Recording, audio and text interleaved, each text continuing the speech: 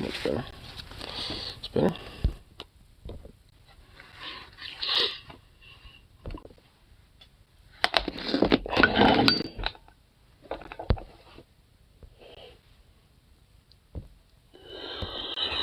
Whew. Well, let's eat.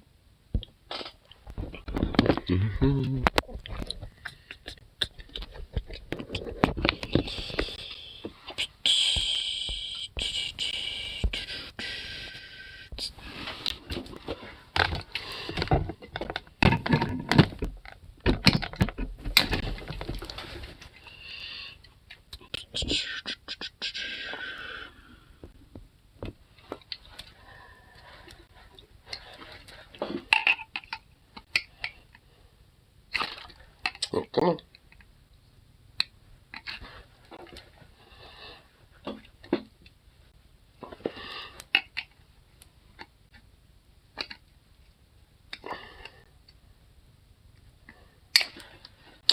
Come on.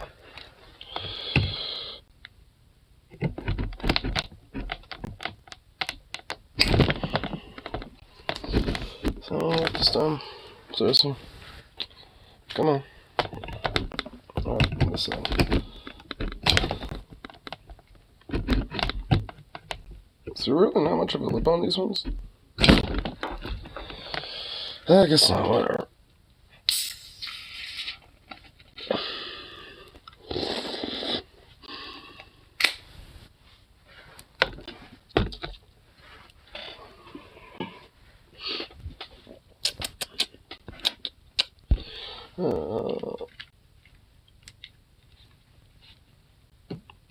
There we go.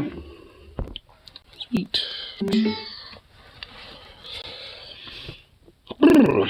Yeah, it's a chili. For it be cold as hell. I do tell you what.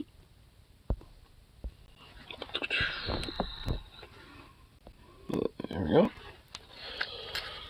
Oh, my. This meal coming out to the yawning at the moment. And honestly, I am definitely one that has some thoughts on some onion nuggets from tonight. I don't think I'm gonna play any of it. Probably save it for another time. But me and Voosh straight up kind of like lost some respect with me on, from his little interaction, with that episode. It was just an oof. It was an oof, if I dare say. I mean, it's just like some of the things that he says was just audacious. Very fucking audacious.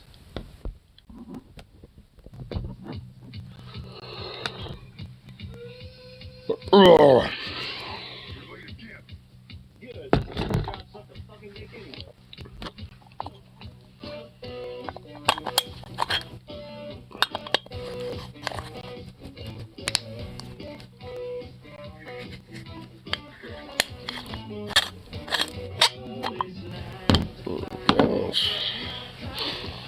I'm gonna finally actually break into this bloody thing, into this gigantic, just ridiculous, absurd tree of a nug. This thing's ridiculous. Also, just give it one more nice, beautiful look. Fucking ridiculous.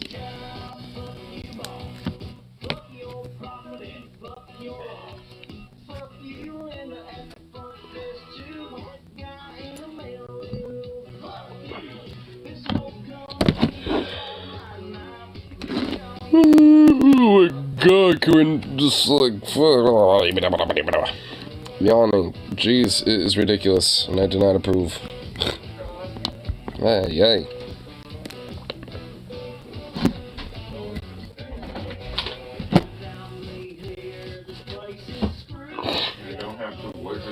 pick up a pie so I can get through the door. Goofy dog. Yeah. Just a goofy little doggo.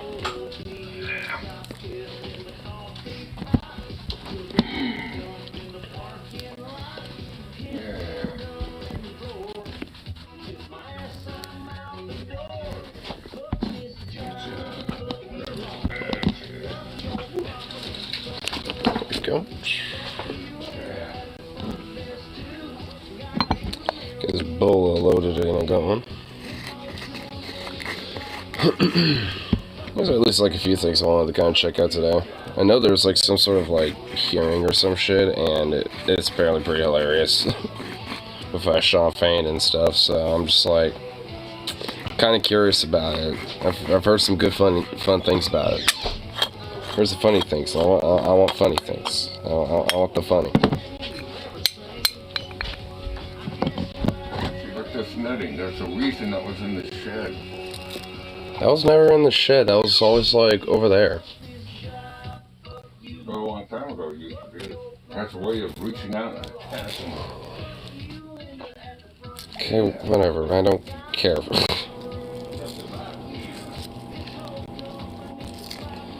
I swear to fucking God, dude. He's really got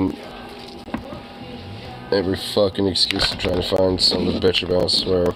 Especially these last few fucking days. Holy shit. It's honestly making me really pissed off.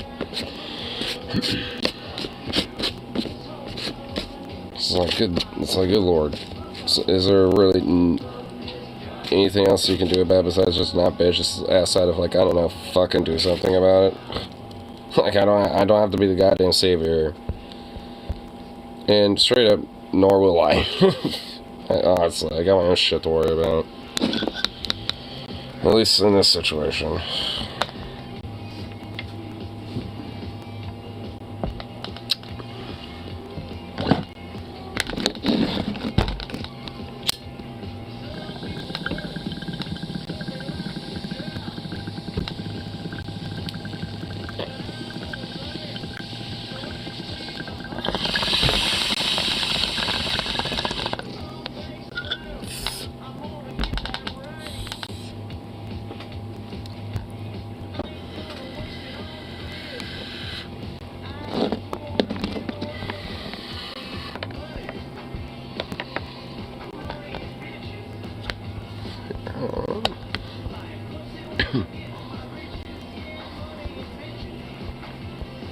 Yeah, I want to find out where that little video was. I want to check out. Where'd that go? Didn't watch it yet, so... Yeah, there was like one video I wanted to... Oh, yeah, it was a Walter Maston video. I want to check that out later today. Or later tonight, I should say. But first of all, check out the Star thing.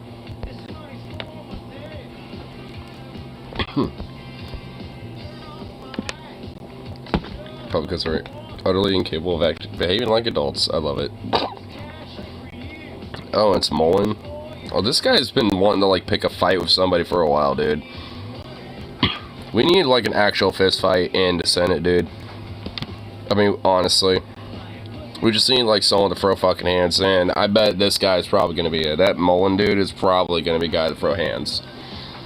But you know what? I'll totally be here for it. You know, like, because honestly, I would, just in a sense of just like, good, someone throw hands right back at him. Have another senator, you know, go up there and be like, oh, you're throwing hands, well, just knock him out. That I can get behind. Besides, like, it wouldn't be the first, you know, time that, like, the Senate or Congress have actually gotten in a fist fight. So, I'm not even saying anything that isn't, like, a new precedent being set. I mean, if anything, the precedent being set with all of them being so decorum, like, that's more of a precedent that's been set a while ago, not more so than anything else.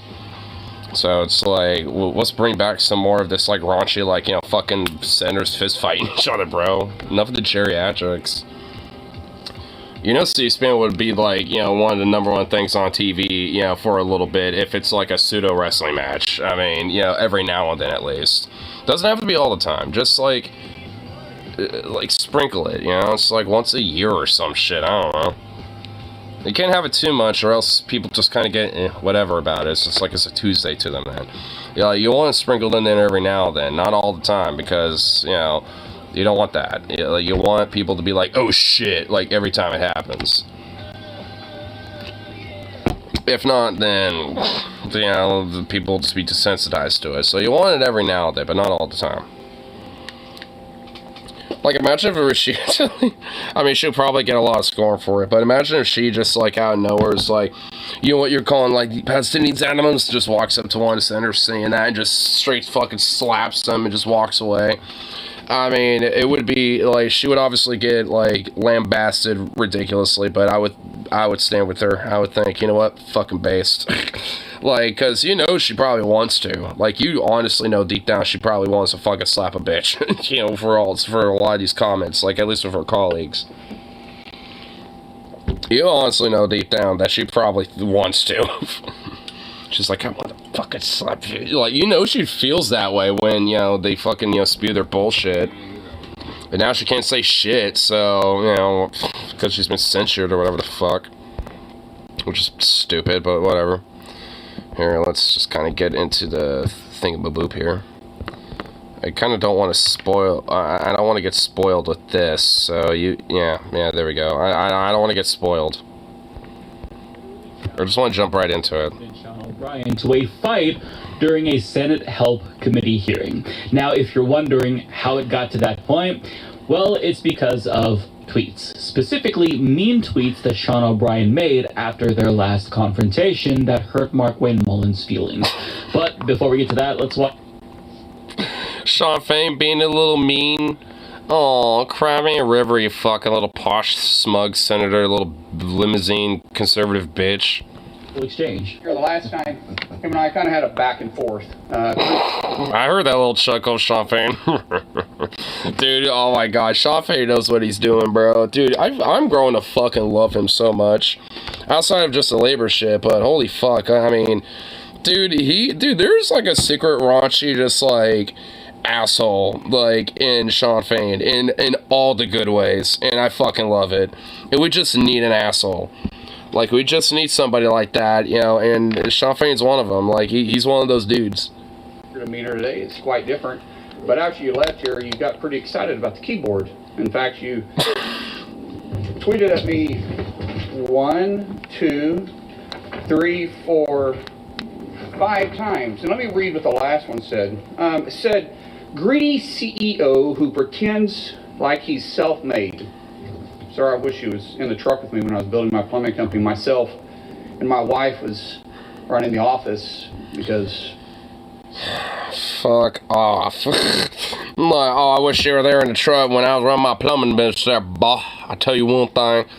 It's like, no, you weren't. Dude, I hate these fucking bullshit, you know, lies that these stupid self-made fucks, you know, try to, you know, sell to people. Because, look, yeah, there are definitely small business, you know, yokels out there and shit that do their thing, that got their little plum business, whatever the fuck. But you know what they're doing? They're fucking grinding it out. They don't got enough fucking money to, like, rise to the top to be a fucking politician. There's a certain, like, level of, like, gutless, like, callous, fucking, you know, ruthless capitalistic, like, you know, mindset that, you know, takes for a motherfucker to get to that point. Like, and, you know, being a, you know, small business owner is one thing, but being, you know, callous and cut through to try to rise to the top because you're just a disenfranchised millionaire that didn't make it quite yet. It's like, you know, fuck that. Bullshit. Because every time they, you know, want to spew some little sad sob story, 99% of the time it's bullshit. I sure remember working pretty hard and long hours. Pretends like he's self-made. What a clown. Fraud. Always has been, always will be. Quit the tough guy act in these Senate hearings. You know where to find me. Any place, anytime, cowboy. Sir, this is a time, this is a place. If you want to run your mouth, we can be two consenting adults. We can finish it here. Okay, that's fine. Perfect. You want to do it now? I'd love to do it right now. Well, stand your butt up then. You stand your butt up. Oh, hold Big on. He's just sitting there just like... So I thought it was honestly Sean Fain. No, it's O'Brien. It's the other guy. It's O'Brien. Like, he's another fucking bulldog, and he don't give a fuck. He's just like... Well, hey, you want to do it now? Let's do it then. And he's like, what, you want to do it? He's like, well, stand your butt up then. I'm just going to sit here with my hands crossed. That's... No, sit down. Sit down. Okay. You're a United States Senator. Sit down. Okay. Sit down, please. Oh. Bernie came in with the, you are a United States Senator. And O'Brien came in with the fucking chairs, like, act like it. Bam. Oh, fuck. Oh my god, this is awesome. Oh, shit, came in, dude. Bernie came in with the clutch, came in, it's like, you are a United States Senator, you son of a bitch. And then he just came with steel chairs, like, act like it. Bam. Damn, dude. Hold it. If we can't, no. Oh, shit, dude. Dude, see, man. I love it when Bernie gets all, like, feisty and shit, because I was like, hold it, boom, boom, smashing that gavel, dude. You might break it. I'm sorry. This is what he said. You'll have your time. Okay. Can I respond? Oh, no, you can't. This is... Damn, Bernie's taking control. Dude, Daddy Bernie over here. Dude, oh shit, Colonel Sanders taking control. Oh fuck. He's like, hey, O'Brien's like, hey, can I speak? He's like, no. Anyway, no. It's like, you're not going to speak. Shut up. And you're not good. It's like, so blah, blah, blah. Dude, this is fucking chaotic and I love it. This is great. And God knows the American people have enough contempt for Congress. Let's not I don't make like it worse. thugs and bullies. And that's I don't like you, because you Hold it. described yourself. Hold it. You have the mic. You have time. Amazing. Now, I'm not sure if you noticed it, but when Mark Wayne Mullen was reading Sean O'Brien's tweets, he left out the best part. So you can see it printed out in full color here. But if you go to the actual tweet from O'Brien, he added a picture of Mullen standing on a platform during a debate to make himself seem taller with the hashtag little man syndrome. Now, that's in part why I think Mark Wayne Mullen was so mad. It seems like Sean O'Brien hit a bit of a nerve. And listen, we love our short kings, but Mark Wayne Mullen is not a short king. He's a short cunt. And if you're clear... Yeah, he ain't no short king. He's a short cunt. Yeah, I love it. Self-conscious about your height, and you go out of your way to overcompensate by standing on platforms and trying to make yourself seem like a big... Wait, what the hell's going on? A Mad Rager on Jefferson? Okay, I'm now curious. I'm curious. What the fuck is going on? What's this? It's a destroyed coffee mug. I'm just gonna simply say what and lol. I don't get it. It's just like it's literally just a smashed coffee cup of some sort. Okay, cool. I guess someone was raging. I guess so.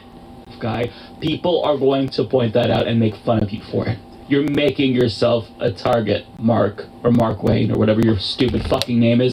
But let's watch some more from that exchange, because it took Bernie Sanders a long time to actually regain order. All right, just say, then let's do this, because I did challenge you, and I accepted your challenge, and you went quiet. No, I didn't go quiet. You challenged me to a cage match, acting like a 12-year-old schoolyard bully. Acting like a 12-year-old schoolyard bully. Dude, oh my god, dude, look at the people in the background. Oh my god, dude, everybody's eating the fuck up. Dude, they're eating it the fuck up. This guy is probably the one that's just like, I think this is just unachievable. This guy is just laughing it up.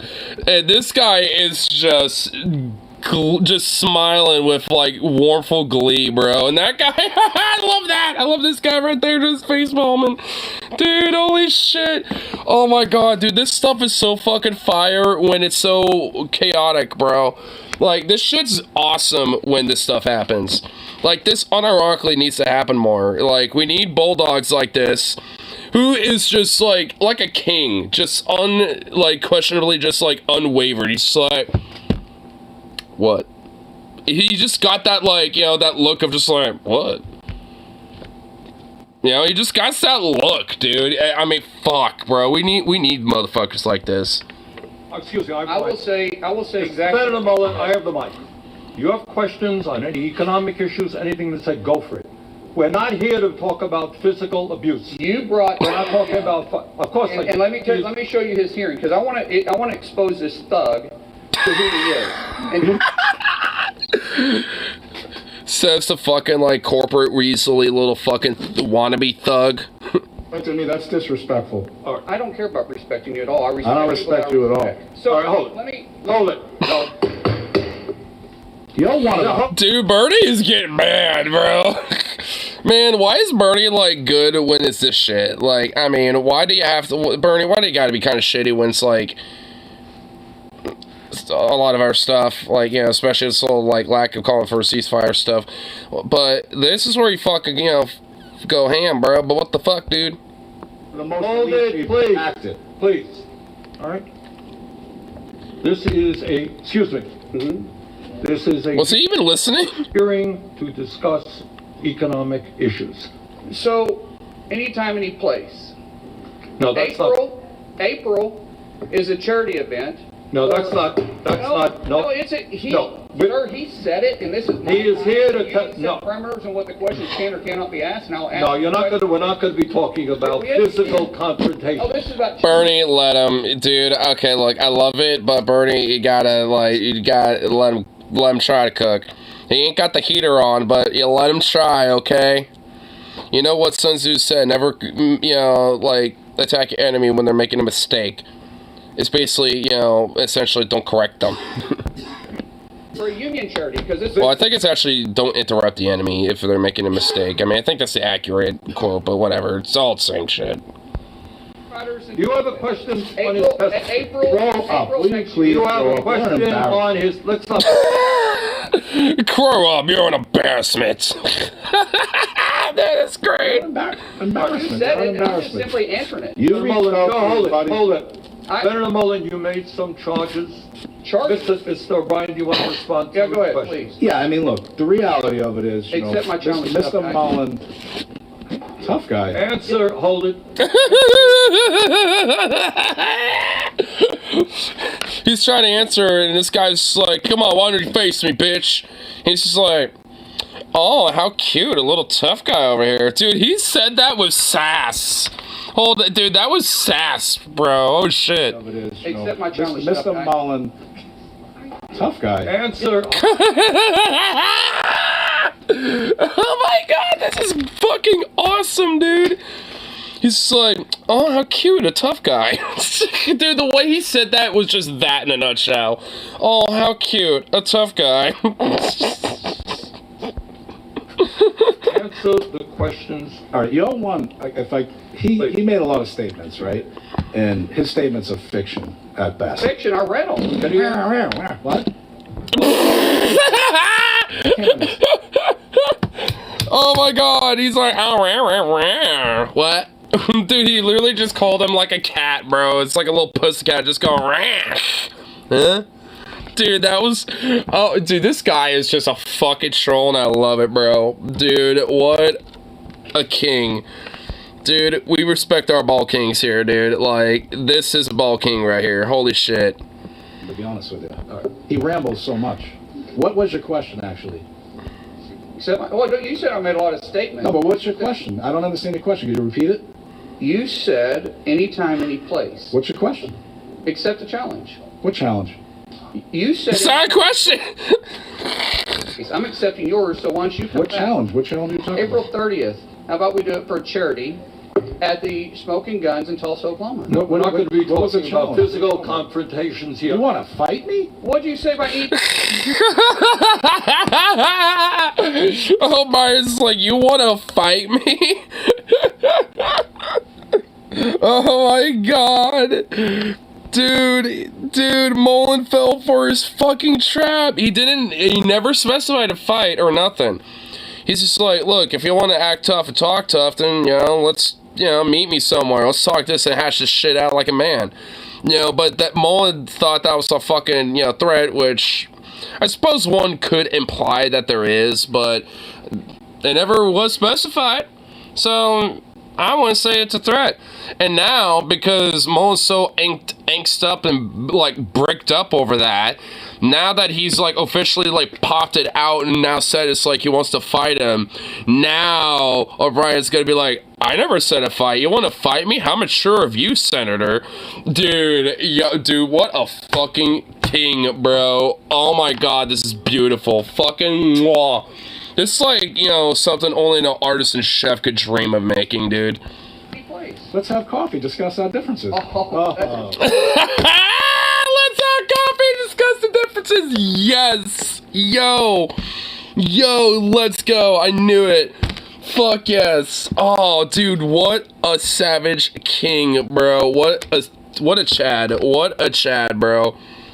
Destroyed, roasted like a perfect, you know, dark mocha blend coffee, bro. Like, just. All right, well, let's say I don't have coffee. Let's do it. All right. I'd love to. But It's funny how you're backing Okay. out. I don't back on anything. You did. You're the one. You're 100. Senator- Should be the most influential people in this country, making changes. You're focused on. Okay. You're Thank focused you. on Thank debate you. that's not even Fine. relevant. Text You're an me. They embarrassment. Senator- Silence. You're an embarrassment. They went silence after Embarrassment to the state of This Oklahoma. hearing is about the condition of the working class in America. You're That's not what a we're thug talking. in this- You're the biggest thug here. He brought his. Oh my god, Bernie, I love how you tried to, like, virtue signal there, which, whatever. Like, you know, it's like, this is supposed to be about the working class of America. Dude, no one's listening to you, Bernie, right now. Like, just shut up and just smack the fuck out of a gavel until it breaks, son. That's what you need to do, Daddy Sanders. Like, I mean, you were having that energy for a second. Don't let it dry out. You're the biggest thug. Even your I don't know colleagues call you. why you do what you're doing, Senator Hassan. What a complete shit show. Listen, if I were Bernie Sanders in this situation, here's what I would do. I would just let them fight. If Mark Wayne Mullen wants to challenge... I mean, frankly, that's what I would have done initially, you know, and just, yeah. Boss to a duel and potentially get his ass beat, I would have no choice but to allow it. Now the question is, what happened during their last exchange, which was... We need to bring back duels, dude. Like, I mean, we need it. If a politician, like, you know, challenges somebody else, whether they are themselves or not, it's officially a duel and they have to organize that shit. And yes, proceeds have to go to a charity of some sort. Like, you know, and no one, you know, gets the money unless it's not the, the person that did the challenge. The person that did the challenge, their victory is their prize. That's what they get. Like, I mean, but if they lose, then the person that wins, you know, will get a little compensation for that. You know, but that will be the only thing going on there. What, you think I was going to let a politician, get some benefit out of that? No, fuck no. Like, they get a little brained up, and that's it. You know, they get their normal salary as they normally do. That's part of the job now. It's like, I mean, that should be like an asterisk to being a politician. It's like, if you challenge someone to a duel, it's a fucking cage match fight, son. Like, you don't have to do fucking muskets at dawn or whatever the hell, or like, you know, the fucking sabers. But fucking cage match, dude. That actually... Or if you want to go, like, you know, a little some traditional, but still a little, like, you know, hand-to-hand contact, sumo. Let's do it. Let's bring some sumo over here. Let's bring some of that shit over here in the U.S. Dude, that shit's pretty cool. I like it. I like sumo. To those it's cool shit from Sean O'Brien that triggered Mark Wayne Mullen so fatally. Well, here's their exchange from the original hearing that took place in March, and as you're going to see, Mark Wayne Mullen was once again the instigator of that confrontation. I started with nothing. Absolutely nothing. In fact, I started below nothing. Yeah. And I started growing this little plumbing company with 6 employees to now we have over 300 employees. And back in 2009, you guys tried to unionize me. My guys were making money. They were getting paid more than the union halls were paying their plumbers. Our benefits were better. What happened to the one where you push the button and the little claws come out and you grab stuff? I've looked at it. I know what you're talking about, but last time I saw, I thought you... It's usually right up here. That's the last time I've ever remembered it, unless maybe it fell or something, or maybe... I don't fucking know. As we started bidding jobs that were union jobs and winning those, union pipe fitters decided they were going to come after us. They would show up at my house. They'd be leaning up against my trucks. I'm not afraid of a physical confrontation. In fact, sometimes I look forward to it. That's not my problem. But when you're doing it kind of is your problem there, you fucking weird psycho bitch. Like, you literally, like, stood up ready to fucking fight O'Brien in the previous hearing, you fucking nut. And it's just like, yeah, it is your problem. You got anger issues. You're like Giaforte looking to fucking slam dunk some motherfucker. Boys. And then when that didn't work... Man, I imagine he was a fucking shitbag of a boss, bro. I would fucking hate to have to work for this piece of shit. Marketing our job site saying shame on Mullen. Shame on Mullen. For what? For being a scumbag and having anger issues and probably being an abusive fuckwit. Because we had better benefits and we wasn't requiring them to pay your guys' exorbitant salaries? You talk about CEOs that are making all this money? And what do you make, Mr. O'Brien? Well, I'm glad you asked that question. Yeah, I know what you make, because in 2019, your salary was, what is this? 193,000? I'm sure you got some pay raises since then? Yeah, when I was in And the average UPS driver, the feeder driver, makes $35,000 Shut up. a year? That's And what do you bring? That's inaccurate. Hold on a second. That's inaccurate. State I've got facts. it right here. State facts. That's The inaccurate. average UPS feeder driver makes $35,000. If you don't know your facts, then maybe you. Oh, I know them because I negotiate the So contract. I say one thing to you. What do you bring for that salary? What do I bring? Yeah, what job have you committed, or have you started? What job have you created? One job, other than sucking a paycheck out of somebody else that you want to say that you're trying to provide because you're forcing them to pay dues. No, we don't force Senator, anybody. you asked the You're out of question. line, Let him man. answer the Actually, I have it, question. and don't tell me I'm You're out of a line. don't. I love the idea of like, oh, you force people to pay dues. Like, I mean, to a technical degree, those are optional. Like, if there's a certain element, no, that's a silly dog. But if there's like like an element or, a situation where like a worker can't really afford like the dues because of like X, Y, or Z, like there's actually plenty of different unions that offer, including mine, I'm pretty sure a lot of them do, where it's like you have like this program where you can qualify to get extra assistance, and actually you could get money from the union actually as like a supplemental income, to an extent. And usually a lot of it's, while you're like in between jobs or like, and stuff like that. But I mean, sometimes there are situations where, some people need it because even with the current like, contracts or maybe with their current wages stuff, they still can't afford the basic needs and shit. So there are definitely, different elements of, abilities where you can actually get assistance, instead of like, being forced to pay dues. It's like you will still pay dues, but like, guess what? You can still get money from the union with stuff like that. Well, you Don't tell me. I'm framed making the Ah, statement fucking of what? a tough your guy. mouth Yeah. because you don't know You're what gonna you're tell me to talking shut my about. mouth? Yes, I did. Hold it. Yeah. Hold it. Tough guy. I'm not afraid of First physical. of all, No, no. something at 10 in the morning. What? Before I forget about it, and Chris wants something at 10 Oh, in the morning. oh, is that what? Yeah. Oh. Oh, yeah. I hate to have to try to get you up to find the card.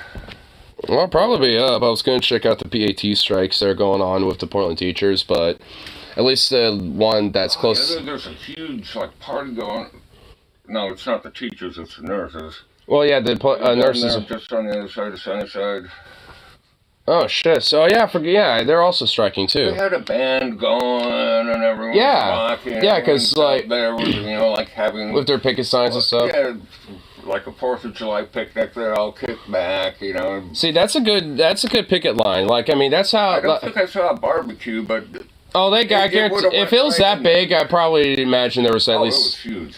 Well, yeah, I imagine the solidarity with the nurses is probably big. I mean, you should have seen some of the videos I've seen of the teacher strikes. There was one, I think the one I went to, or I was trying to go to, but it was like a while back, a couple days ago, where they were kind of doing a little kind of walk around around Division, and they literally had same thing, small little band, and literally had people dressed up in unicorns, like prancing around a little bit. I mean, a lot of parents, have also come in to show support and, brought their kids along, stuff like that. And the one that It's mostly adults, and well, they're the nurses, yeah, nurses are it's a The different, blue gowns. yeah. And then there was the occasional family sitting around a picnic table with a big umbrella. Yeah. That type of stuff. Yeah, the solidarity with with the nurses on that one, and with teachers too, with parents showing up and other people and with me too. But they strike at 7 to noon, so they only strike for a certain amount of time in the day. So I'm just like, well, fuck, okay. So I wish it was an all day thing, but It's like a 10:15 this morning. It's take Carol to her doctor's appointment. They drop the food off for Krista. And as soon as I get there, Carol calls me. Okay, I'm ready to be picked up. And just like, what? Fucking half-hour doctor's appointment? I just got here. Just like, okay, go pick her up. Oh, I need... I did, forget what it was. Crackers. Crackers and syrup. I'm gonna run into Winco. I'll be right back. So about like 50 hours later. Okay, well, whatever. These bags of groceries. I'm just like, yeah. She's real good at doing that type of shit. Just, Tell me I'm out of line. oh, can you take me to Senator? whatever? Oh, by the way, I also need to go here. And here. I didn't ask you a Oh my question. god, okay, well, I've heard you bitch about this like 20 times in the last like fucking 12 hours already. Let him answer. It was rhetorical. Well, you may think it's rhetorical. It sounded to me like a question. Let him answer the question. I'm not yielding my time to him. So if you're going to let me keep my time, that's fine. You'll have your more time. time there. Let him, you ask a question. So after seeing Mullen's demeanor, you can understand why O'Brien made those tweets about him being a tough guy. I'm not afraid of physical confrontation. Sir, you're an adult. Act like it. I mean, the animosity, it stems from... You are a United States Senator. Act like it. Mullen being vehemently anti-union, and that's not necessarily surprising considering he is literally a greedy CEO himself. He's worth an estimated $75 million and has defended billionaire CEOs like Howard Schultz of Starbucks, who was caught retaliating against employees trying to unionize. So, as a CEO himself, he knows that unions threaten his wealth, or did threaten his wealth when he was a CEO, because they give workers more leverage, and that's bad for people who are greedy like Mark Wayne Mullen. Now, O'Brien pointed this out at the last hearing, and in response, Mullen was apoplectic.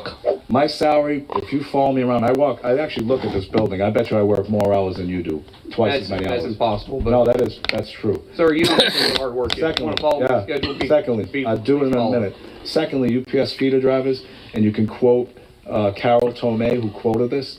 They make $93,000 on the lower end. Some of them making $150,000. I said feeder drivers. Feeder drivers, tractor trailer drivers. Some of them making $150,000 per year. You know, I forgot about this Teamsters guy right here, this black dude. Dude, I love this guy because he's just like, every time like O'Brien talks, he's like, that's right, mm-hmm. Dude, I love this guy. I forgot about that dude, honestly. I've been looking at him in the background. I don't consider that. After you've been there 4 years. Most of them make over $1,000. Okay. Most of them make over $100,000. So reclaiming my time, I go back to the whole fact that, sir, you haven't created a job. We haven't? You haven't been there. You have. Sure we have. You have. Dude, unions have like helped uplift labor more than your bitch ass ever has, you fuck. Sure we have. Tell me one job that you created. What are you talking about? Be specific. You're an employer? No, we're not an employer. People? No, but, you know, it's funny. We create opportunity. We create opportunity because we hold greedy CEOs like yourself accountable. You're calling me a greedy CEO? Oh, yeah, you are. You want to attack my salary, I'll attack yours. What did you make? What did you make when you owned your company? When I made my company, I kept my salary down at about $50,000 a year because I invested every penny into it. Okay. All right. You mean you hit and that's bullshit. money? No, I didn't hide. Hold on a second. Okay, he said that's out of line. You said I was out of line. We're even. We're not even. We're not even close to being even. Look at that shaking and grin. Dude, my brother right here, I love him. I don't know who he is, but he's my spirit animal right there, dude. We got like common blood right here. I love it. Dude, that shit eating grin, I'm just like, yeah, he caught him. Oh my god, and him, dude, the smugness and like the smart assery of like, you know, some like bulldog union guys are, dude, I love it. I fucking love it so much. Oh my god, it's great. Dude, that shit eating grin, I love it so much. Dude, that's beautiful. Smart? You think you're funny? No, you're not. You think you're funny? No, I never said. Did I smile? You frame your opening statement. You frame your opening statement saying you're a Senator, continue. Senator, please continue your statements. But sir, this is. I think it's great that you're doing this because this shows their behavior on how they try to come in and organize a show. No, and they say about intimidation. This is not how we treat like your average worker, you fuckwit. This is how we treat people like you goddamn moron. And it's not about intimidation. This may show your behavior here, but stay on the issue. You know, I just fucking I just realized, did Bernie almost call him you prick? Hold on, we got it. Hold on. Say about intimidation, and it's not about intimidation. This may show your behavior. Stay on. I think so. He caught himself. It's like, to show your behavior, and he caught himself. He was gonna call him a prick. Oh my god. Oh my god, dude. Bernie, fucking don't stop yourself when you do shit like that. Like, dude, you need to call him a prick to his fucking face. It's supposed to show your behavior, you prick. Dude, that's the Bernie I want to see. Oh, God. See, this is why I kind of get annoyed by him sometimes. But I love him, though. I still love Bernie, but, you know, I mean, some flaws and all. Not, you know, the whole Israel shit, like, I mean, I'm not too happy about that, but whatever. Issue. That's the one flaw I can't necessarily forgive, but I can forgive others. The origin of this beef. Now, I'm assuming that Mark Wayne Mullen isn't still licking his wounds from that because he's mad that he was called a greedy CEO. He's probably still mad because this exchange led to a lot of scrutiny on Mark Wayne Mullen for being a greedy CEO. He wasn't just called a mean name, he was exposed as well. Because first and foremost, he was lying about his income. As Common Dreams explains, asked by O'Brien how much he made from his plumbing business, Mullen claimed, "I kept my salary down at about $50,000 a year because I invested every penny into it." But in 2013, then Representative Mullen reportedly pocketed more than $600,000 from companies in violation of House ethics rules and federal laws limiting how much outside income members of Congress are allowed to receive. Although Mullen transferred ownership of the companies to his family, he continued to serve as a board member and chief advertiser while raking in hundreds of thousands of dollars. Now, second of all, as Sean O'Brien pointed out on March 8th after their last exchange, for the record, Senator Mullen saw his reported assets balloon from a range of $7.3 million to $29.9 million at the end of 2020 to a range of $31.6 million to $75.6 million. Now ask yourself, do you think that Mark Wayne Mullen shared that wealth with his employees who helped him build his plumbing company and make it as successful as it was? Do you think he cut them a check after he sold the company? I mean, of course not, as evidenced by his wealth doubling. Now, he is the definition of a greedy CEO. That's what that is. And he Which is probably why, you know, O'Brien is hitting such a nerve with that, because he doesn't like being called out for who the fuck he is.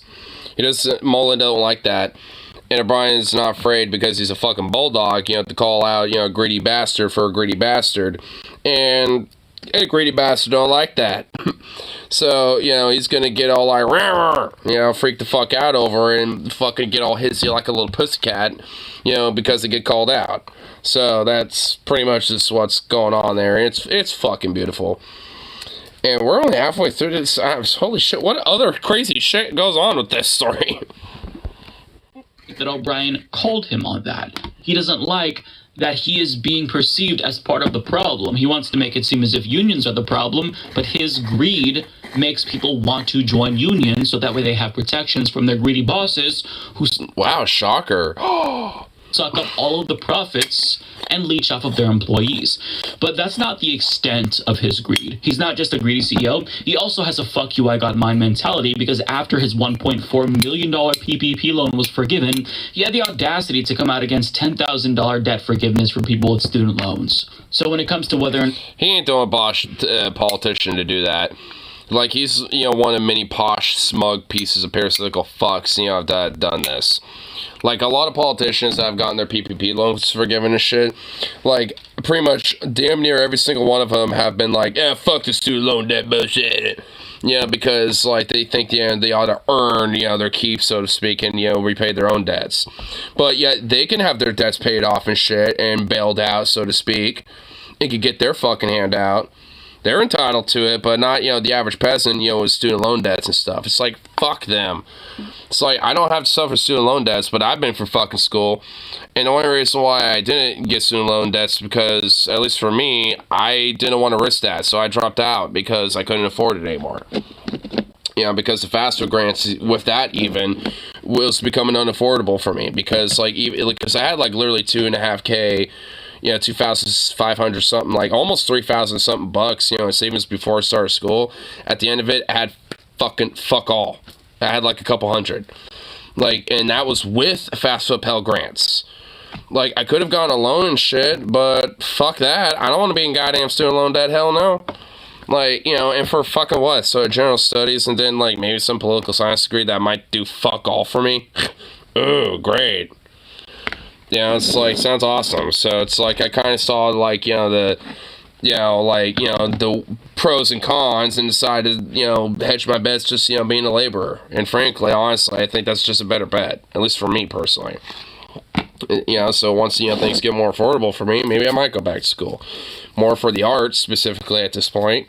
You know, maybe to delve more into political theory and political science a little bit. But beyond that, you know, I want to go there for, like, a degree at this point, necessarily for anything specific. I mean, because it's just, like, I mean, I don't see what, like, you know, especially with the skills, you know, I got it, and, you know, what that good would do for me. Outside of arts. Should pay for his PPP loan to be forgiven. Well, that's fine, but when it comes to student debt, not acceptable. He is a genuine piece of shit, and he's also a hypocrite because Right Wing Watch pointed out that he said this about his own religious teaching. A lot of times when I speak, I also speak... Oh my god, that fucking hat. What is... City elder, what? Oh my god, the lion now. Jeez, what is going on here? What is this? What the fuck is this hat? Is that brim wide enough for you there, cowboy? Like, god damn, you fucking wannabe little freak. About my heart too. Something I've had to change. About loving the people, love the call. Many of you guys have heard me say that. And a lot of times I talk about that because I choose my attitude. There's a lot of times we can get angry about politics. We can get mad. And I like to get mad a lot. In fact, I look forward to getting mad at having a fight. When I heard someone back here a while ago when I was talking saying baloney. Because we get passionate about it. But Lord still calls us to love. Like you know fucking anything about what that means. And so even if you disagree with me, I still love you. I still respect you. Which you don't for Sean O'Brien whatsoever. Or I'm pretty sure that's his name, Sean O'Brien. Like, I mean, like you literally have told him multiple times you don't respect him and you literally want to fight him and you don't like him at all. So, sounds like you're contradicting yourself just like a good religious Christian that you are, huh?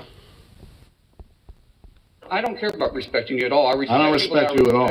Well, I, for one, am completely... Well, hey, good thing that you pulled that clip, huh, Mike? It's having to remind, you know, everybody else, too. By this. You know, usually fundamentalist Christians are completely consistent about loving their neighbor and not judging others or hating for an evil. He is a clown, and since that exchange that took place today, he's had a couple of hours to cool off.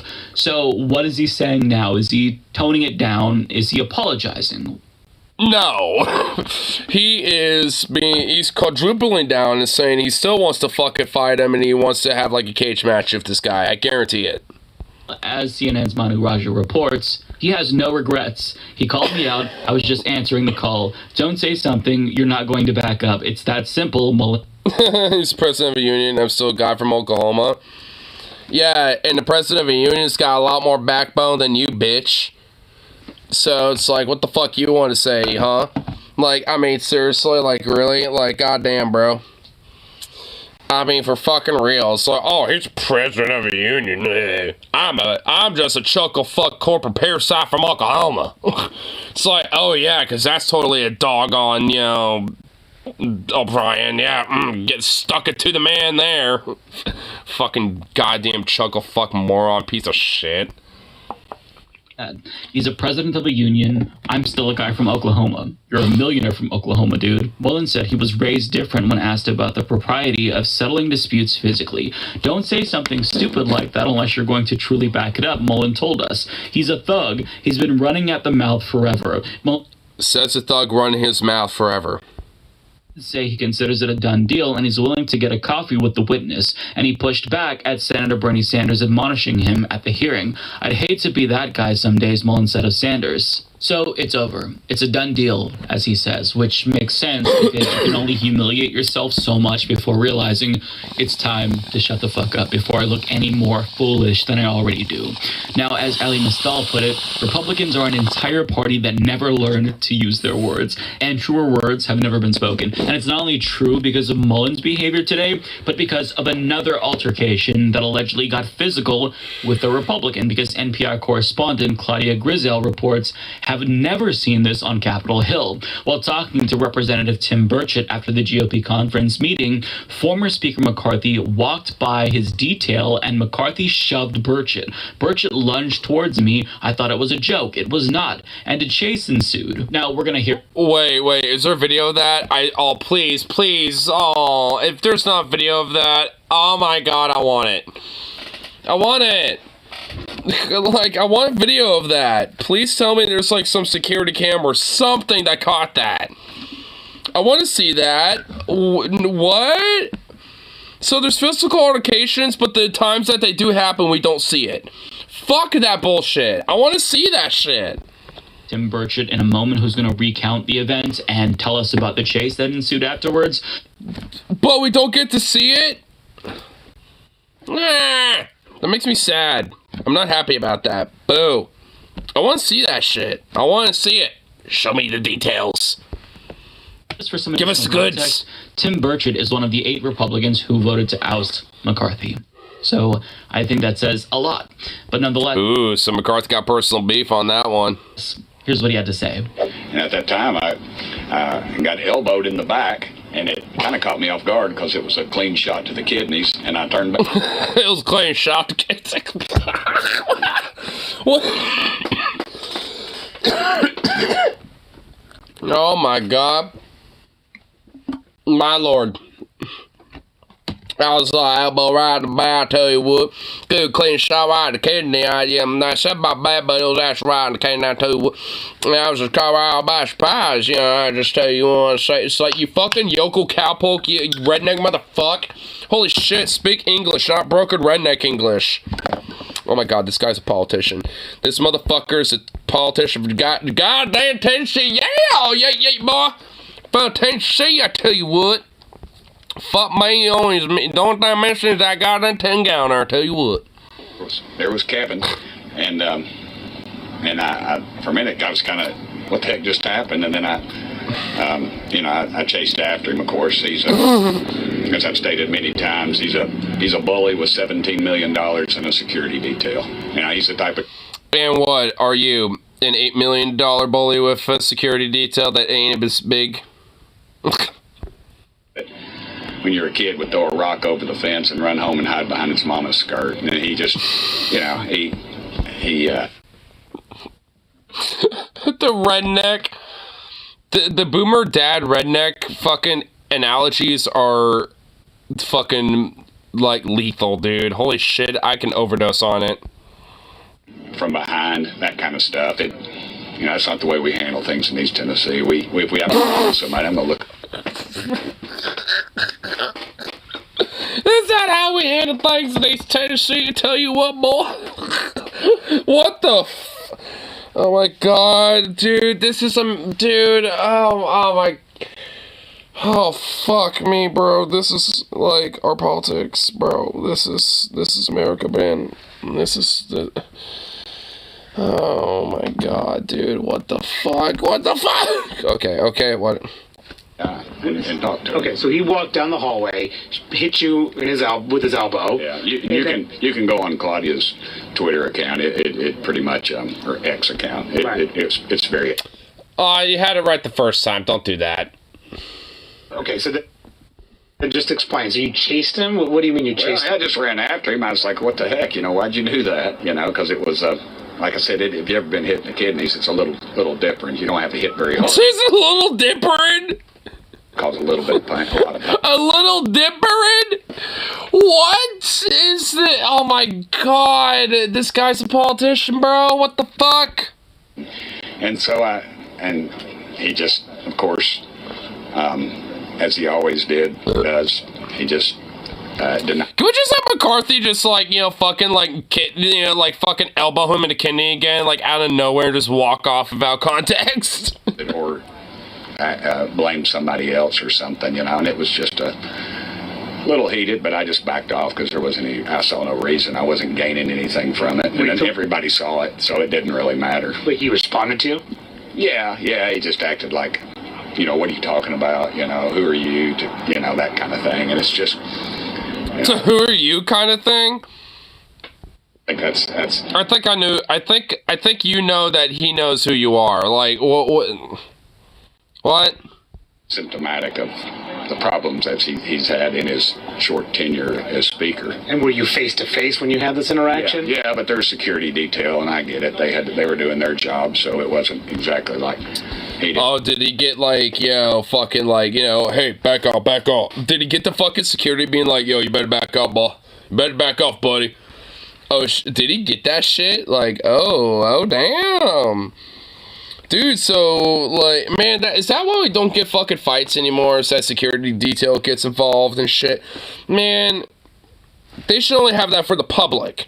When it comes to, like, this type of shit, nah, they should back off. When it comes to the public and every other average private citizen, that's one thing. But for this shit, nah.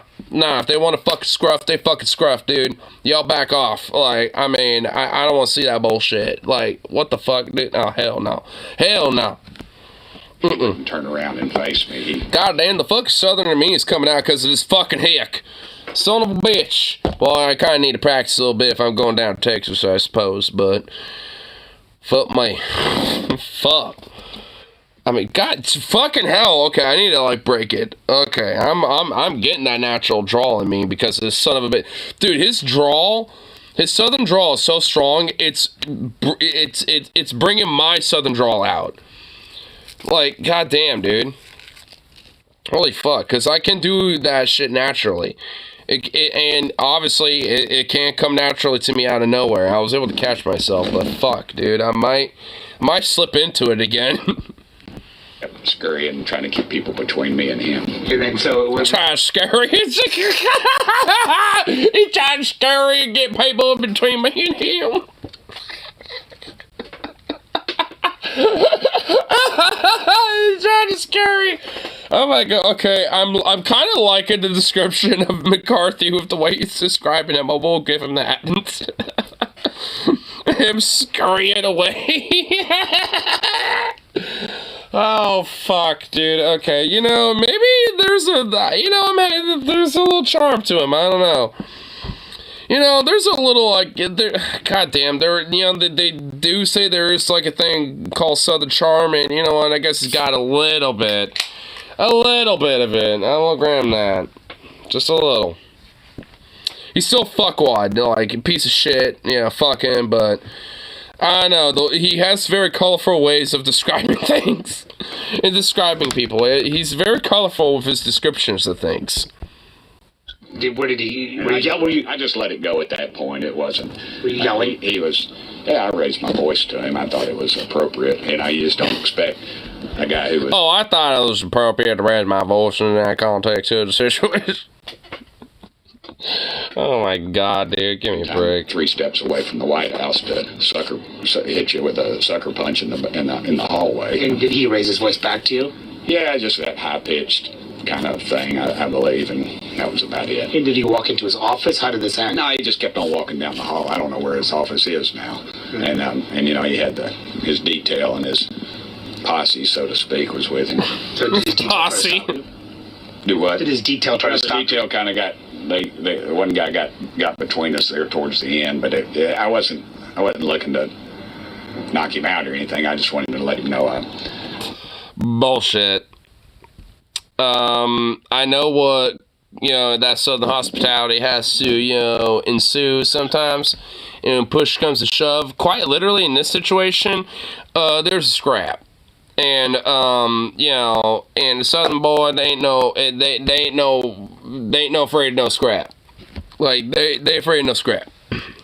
So it's just like, I mean, knowing your ass, like, I guarantee you, dude, that you're looking to scrap, bro. And if you knew that you were in, like, a very somewhat secluded area, or there was, like, barely anyone there, or that policy wasn't with him, you would totally deck him, dude. You would fucking deck him right in his fucking face, bro. You would get him right in the back of the head and, you know, chasing him as he scurries in between people, as he described. Like, dude, you would totally fucking do it. Give me a break, bro. You would totally fucking do that shit. I know how you fucking Southerners act sometimes. Like, I mean, you talk nice, you know, on the fucking surface, but deep down inside, you want to fuck shit up. Like, I mean, you want to fuck a motherfucker up and shit. Like, okay, like, I know how you motherfuckers think. I've been around y'all enough. I know how y'all act. Like, I mean, it's just like, I mean, give me a fucking break, dude. Give me a break. It's like compassionate conservatism in a nutshell. On the surface, they'll all act friendly and cordial like he's trying to portray it as, but deep down inside, they just want to fucking talk shit and fuck you up and think of every way to just, like, mess your day up. Or just kill you or some shit. I mean, you know, depends how extreme they are. Like, I mean, you know, or just like to fucking gawk at you or something. Like, I mean, compassionate conservatism is like kind of a poison in a way. It's like, oh, you're so nice and so, but, you know, deep down inside, it's like, oh, that person's a fucking cunt, and I heard they're a little bit of a fag, so, oh, they might be, you know, a little bit of a homosexual, you know, they'll fucking, like, you know, talk so much shit, and then some, behind your fucking back, but will never do it to your fucking face, or in public, either. I mean, some of them are pretty fucking hardline at this point to where they don't give a shit anymore. But there's still a strong element of this whole compassionate conservatism fucking bullshit, where a lot of them are just like, you know, love to sin or hate to sin bullshit. Kind of what we were talking about from earlier in the afternoon stream. Like, you know, where, you know, there's a strong element of, you know, oh, you know, it's like, you know, if you know, love the sinner, then you're not necessarily hating the person. You know, I'm okay with the person, I just hate how they are, basically. It's still bigotry, but, I mean, it's just like more of a softer end of it where they kind of do it behind your fucking back. Or if they do it to you, they just do it in a more smug, condescending way where they are doing it in a way where it seems like they're trying to, quote, help you. I know it was him. I mean, this is middle school level bully shit. It's just so ridiculous that the former Speaker of the House is behaving in this way, and I believe Burchett here. So McCarthy allegedly shoved, especially with his very fun, colorful, creative way of describing everything. I mean, like, honestly, when it comes to honesty with conservatives and Southerners, you kind of know there's a little bit of honesty just because of how colorful they describe things. And that guy was so fucking colorful, like, with how he was describing things as a Southerner, as a good old Southern ball. Like, I mean, that is like, I mean, I believe him. I mean, I do too. I mean, I got a little bit of that Southern blood in me too, a little bit, and I feel it. I felt it, and, you know, there's some honest blood of what he's speaking there. Republican, presumably in retaliation for his vote to oust him as Speaker more than a month after that happened. So McCarthy is still holding a grudge, and presumably isn't going to let it go anytime soon. Well, he lost a lot of power. I mean, wouldn't you? If I was McCarthy, I would have a grudge against every motherfucker that, like, voted against me. I'd be like, you're a fucking piece of shit. You, like, you know, helped get me out of power. Like, I was trying to get shit together, hold things together, and you let the fucking hardliners, you know, bend your, you know, like, you know, fucking, like, bend you. It's like, fuck you. Like, I mean, I'd feel the same way. I mean, honestly. Granted, I'd never be in that position. So, like, but, I mean, you know, if I was in his shoes, I could see that, where it's like, you're one of the people that fucking, you know, put me down a few notches in power. So, fuck you, bitch. It's like, I mean, you know, it's like, I mean, because McCarthy, you know, had, like, you know, some decent power and was kind of on an up and up, so to speak, there, you know, being in the Speaker. Like, I mean, in a careerist, you know, sense politically, like, that's, like, he's on, you know, he's getting on the up and up, so to speak, with that. But because of what happened, he now is, like, way down here again. You know, And at this rate, he's got a lot of work to do to get back up to that point. And just, just there, let alone going further. So it's like, I mean, he got fucked over that. I mean, he's not happy about it, and he recognizes it. And you know what? Good. I think it's a good thing. Fuck him. But, I can see, that type of shit being in his shoes, though, where it's like, I got fucked. And you know what? Like I said, good. You deserve to get fucked. But, I mean, obviously the alternative right now ain't no better, but, in fact, way worse. But, honestly, if anything, I mean, I doubt this guy's going to be getting shit done either. Honestly, wouldn't be surprised if this happens again near election time. Or at least maybe, like, I don't know. I mean, the dude's literally like an interim. This Mike Johnson guy is a psychopath, but he's kind of an interim House Speaker at the moment. Because there's, like, I mean, depending on how the election goes, like, he's probably going to be gone. And, I mean, he's going to be only there for, what, like, barely a year? I mean, he's got, like, a lot of shit that he's got to try to do in order to, like, make, some sort of a career legacy for himself. And at least, to help boost his career with what he's in right now. I don't think he's in really a good position for where he's at.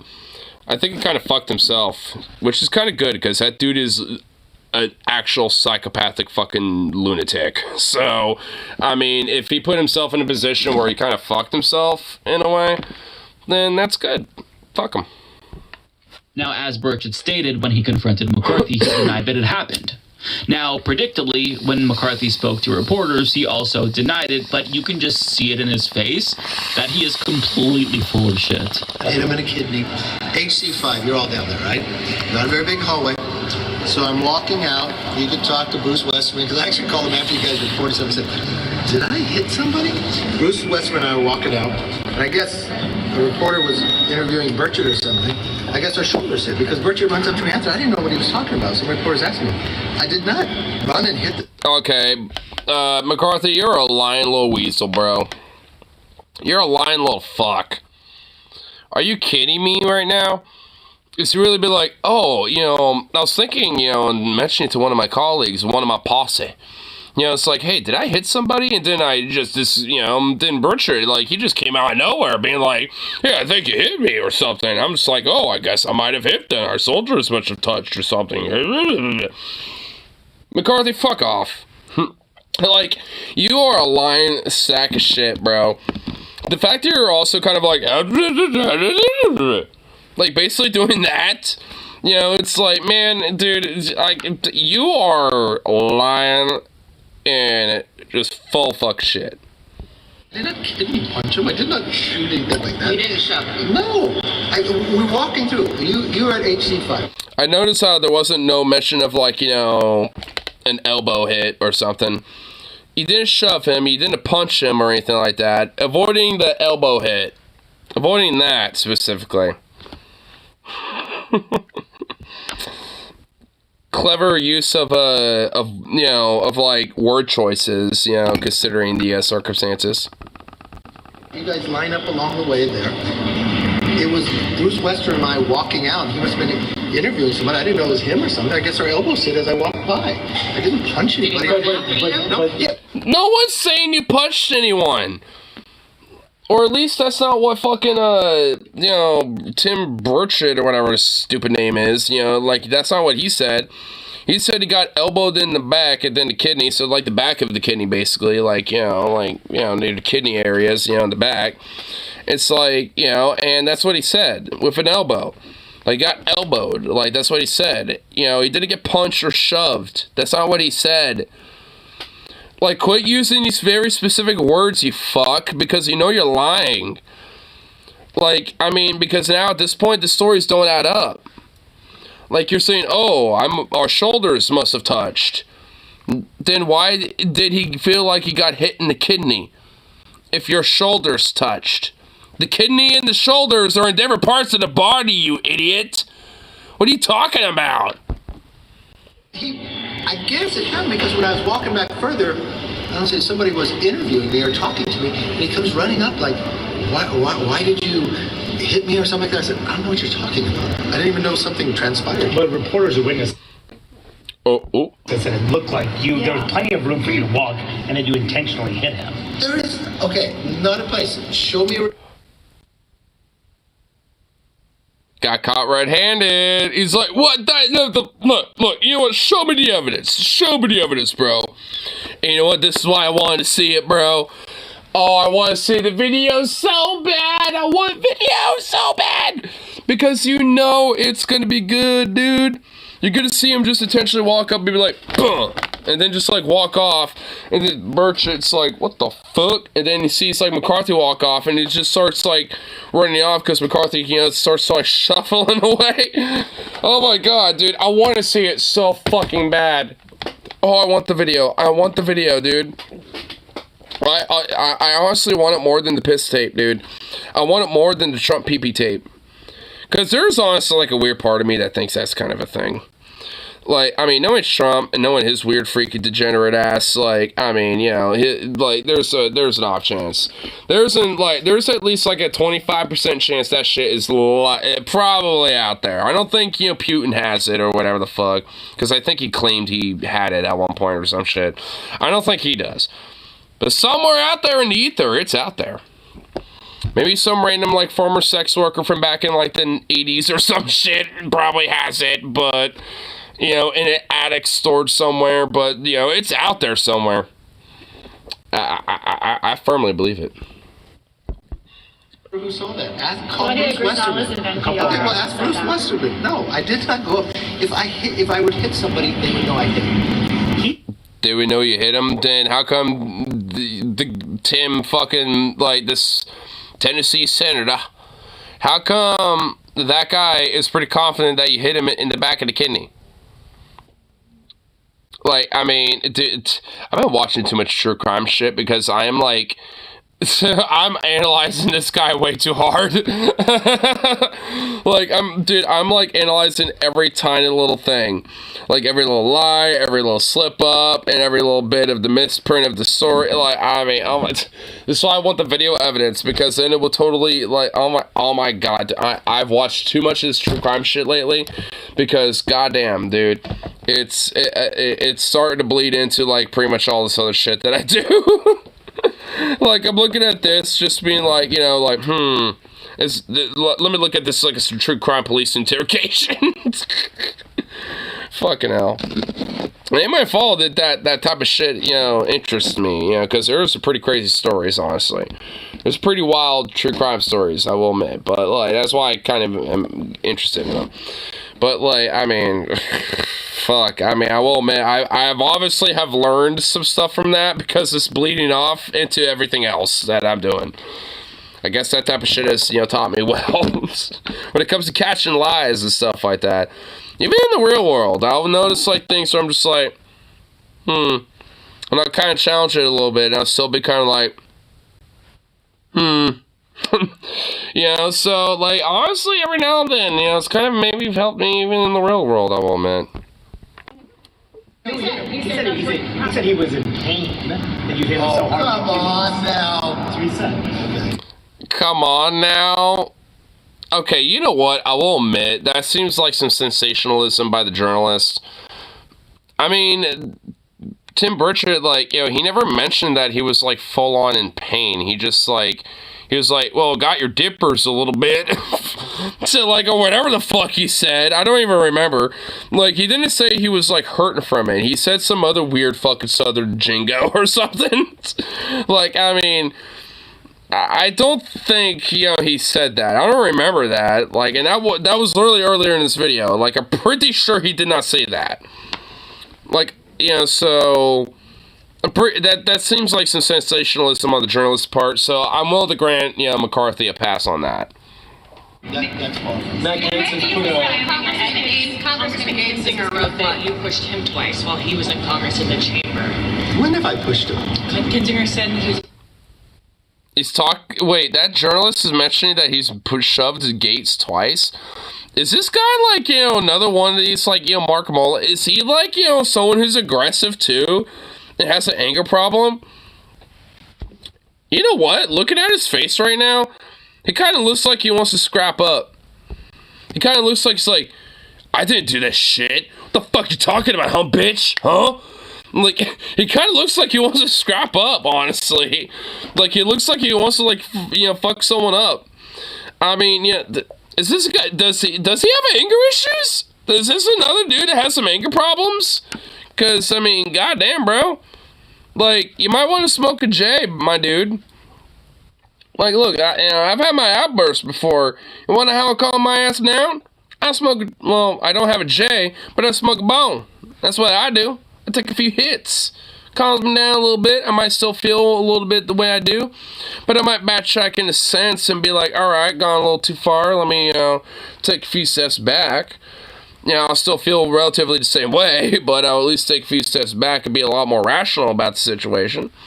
So it's like, I mean, come on. I mean, what the fuck? I mean, it's like, what, you can't do the same thing, McCarthy? I mean, come on. Deep down inside, I know you do fucking drugs.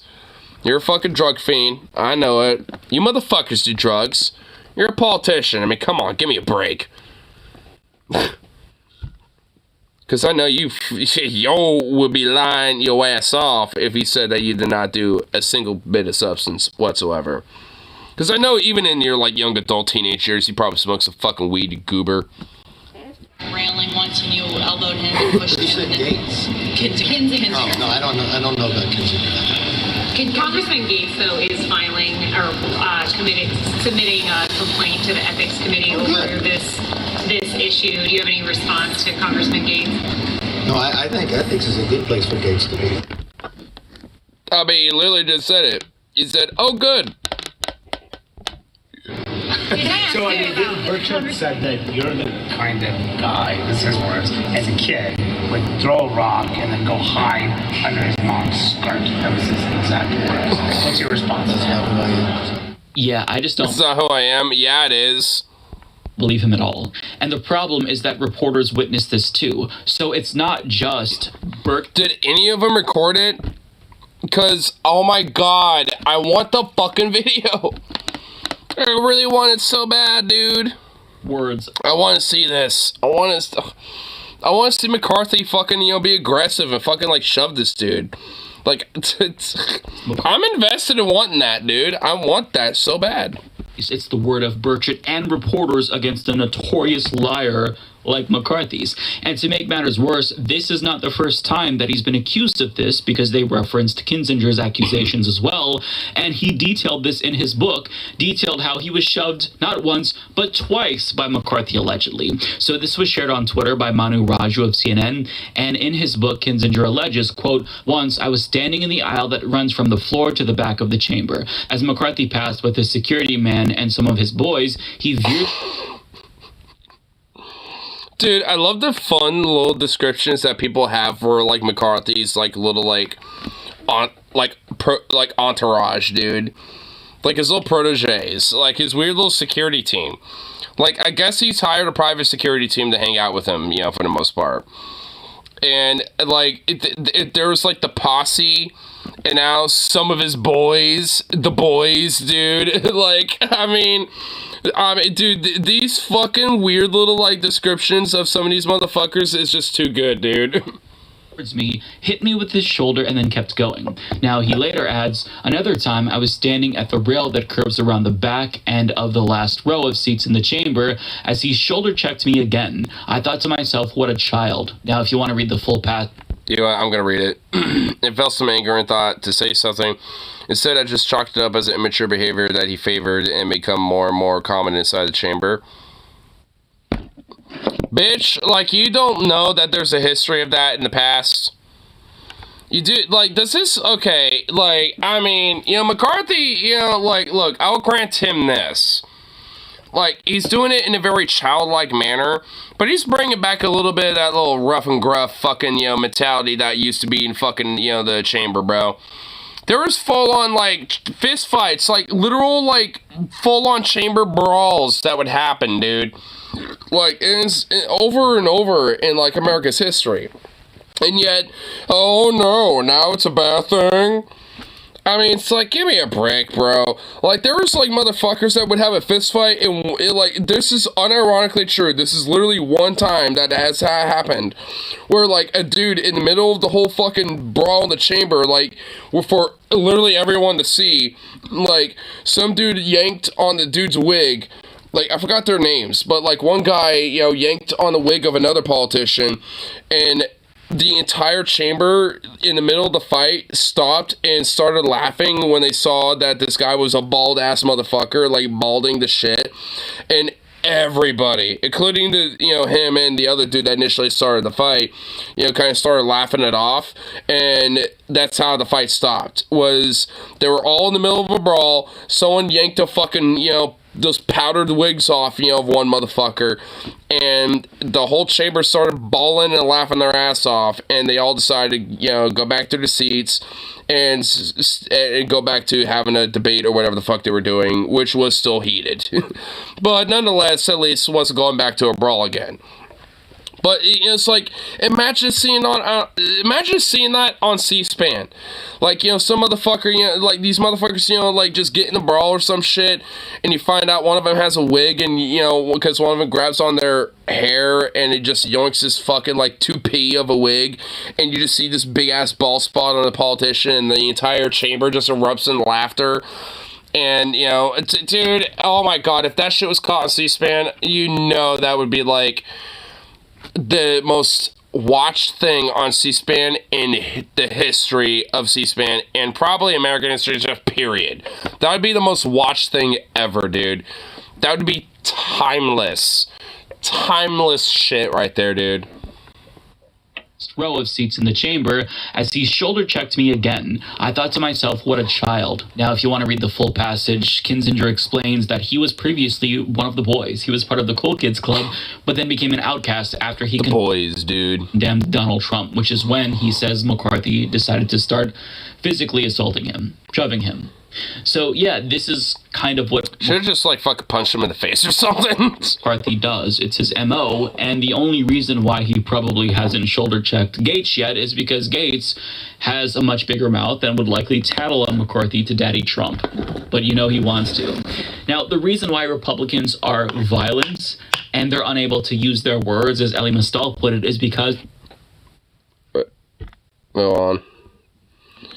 Mullen, tries to fight for O'Brien. That was in this video. Speaking of bullying, that's in this video. Like, I mean, we were watching that earlier, and it's hilarious. Rear car trying to cram the cops into commission, appointing members of the new police accountability board. Lame. They want their cops on the board. Gross. How about, like, no cops on the board? But here, I guess we could go back in the video a little bit to watch, you know, some of the good shit, you know, that started this whole fun little video. Emotional maturity. Oh, good, he just got here. Oh, he did? Oh, okay.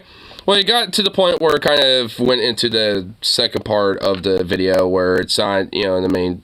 It was so awesome. I know. Or you know what? I kind of want to go back, honestly. And it just but we're, you know, here, let's hear the last little thoughts. Over into the public, and they look like babies shitting their pants. So I fully expect this to keep happening, and I admittedly kind of want it to happen more, especially when it comes to Republicans shoulder checking each other. Trying to use my words very carefully here on YouTube so I don't violate the TOS. Because you know what? I mean, look, it's all hypothetical. It's, you know, what I wish could kind of happen because there is a historical precedent of it, and I'm talking via historical standards of what has happened in the past, historically in Congress and in the chambers. YouTube. I want to fucking see a fucking brawl, bro. I want to see a fucking, basically the equivalent of a Congress cage match. A Senate cage match, bro. I want to see that shit. Like, I mean, look. I mean, I want to see that. Do I fundamentally absolutely wish it, like, you know, and endorse it in the sense of, like, I am out here going to be like, this must be a thing. It's like, I mean, I wish we were in a situation where we didn't necessarily have to have that. But you know what? We're America. Fuck it. So, like, at this point, like, I legit just kind of want to see that. You know what I mean? Like, we're America, baby. Like, I mean, we're, like, wanting to teeter along the line of just basically making a cage match, but fuck it. I mean, let's just do it. It's happened in the past. multiple times. There's literally a Wikipedia page of not just America, but all different countries that have literally had, like, fights in, like, Congress and in the chambers and shit like that. I mean, so, let's just bring it back. Fuck it. I mean, honestly, we're America, baby. Just fuck it. Let's just bring it back. I mean, imagine, like, I was mentioning at the very beginning of this, I mean, since y'all are here, like, imagine, and you know what, I know the public would fucking absolutely hate it, but I don't even care, it's controversial and a hot take, but I don't give a fuck.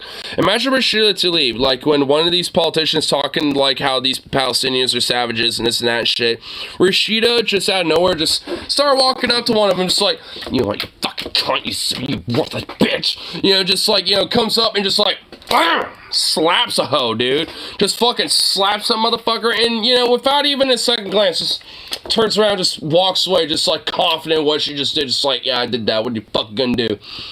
That's right. Just fucking, just, like, doing her thing, walking back to her seat, just sits down, just sits there, just like, yeah, that's right. I mean, you know what, like, granted, pretty much the entire public and, like, everything about news and politics and everything would just literally demonize her as, like, literally Satan. But, I mean, you know what? I would stand with her. She would be a fucking queen to me, dude. Like, I mean, I would love that shit. I mean, again, everything about the public would probably hate her for it, but I would love her. I mean, I would stand my queen for that. But that's just me. But you know what, like, honestly, like I said, there's been a historical precedent about it before in the past, and it's like, maybe that's just what we kind of need. We just need one good fucking, like, brawl. We just need one good brawl in the Congress or in the Senate or something, dude. Like, because I feel like it's just, but that edge, that energy is there, and just doesn't want to pop up. You know what, let's go back, let's do it, let's get in this shit. Cause let's watch this again, because this shit's way too good, and it's kind of, and I feel like this explains and kind of validates what I'm talking about. And you went quiet. No, I didn't go quiet. You challenged me to a cage match, acting like a 12-year-old schoolyard bully. Excuse me. Hold it. No. Look at this guy. I love this guy, dude. I love the background of the people in this, clip, because, dude, they're eating it up, dude. And you got this guy who's face palming, and you got this guy, UPS driver, who's just laughing. Mullen, I have the mic. You have questions on any economic issues, anything that said, go for it. We're not here to talk about physical abuse. We're not talking about, of course. Look, I mean, you know what? I mean, it's like, and I love Bernie. I was kind of talking, fondly in the sense that I like it when he gets angry and, gets, like, kind of like angry grandpa Bernie a little bit, but it's like this kind of a rare time where that angry grandpa Bernie energy needs to be moved somewhere else, because, like, you gotta let him cook. Let, McMullen or whatever the fuck his dumbass name is, cook, with no fucking heater on the, stove. And let O'Brien cook with, the perfect temperature of being an artisan fucking chef like Ramsay, cooking a fucking, goddamn, like, beef Wellington or something, dude. It's like, I mean, just let them cook. Let one of them fucking fuck it up because they're not even gotten the stove on, because they don't even know how to fucking operate a stove. And, let the other one do it because they're basically fucking Ramsay, just fucking cooking up a goddamn feast over there. Let me show you his hearing, because I want to expose this thug to who he is. And you're not pointing at me. That's disrespectful. I don't care about respecting you at all. I don't respect you at all. So, all right, hold it. No. You're one of the most. Hold it, please. I swear, Bernie was about to break that gavel. Active, please. All right. This is excuse me. Mm-hmm. This is a hearing to discuss economic issues. So, anytime, any place. No, that's not. April is a charity event. No, that's not. No, it's a. Sir, he said it, and this is. Wait, hold on. Where's that specific clip where he actually is, like, about to stand up and fucking, like, scruff up? Oh, I think it's at the beginning here. Hold on. Right here. Yeah, here it is. Your demeanor today is quite different. But after you left here, you got pretty excited about the keyboard. In fact, you tweeted at me 1, 2, 3, 4, 5 times. And let me read what the last one said. It said, greedy CEO who pretends like he's self-made. Sir, I wish you. Because you're not. When I was building my plumbing company myself.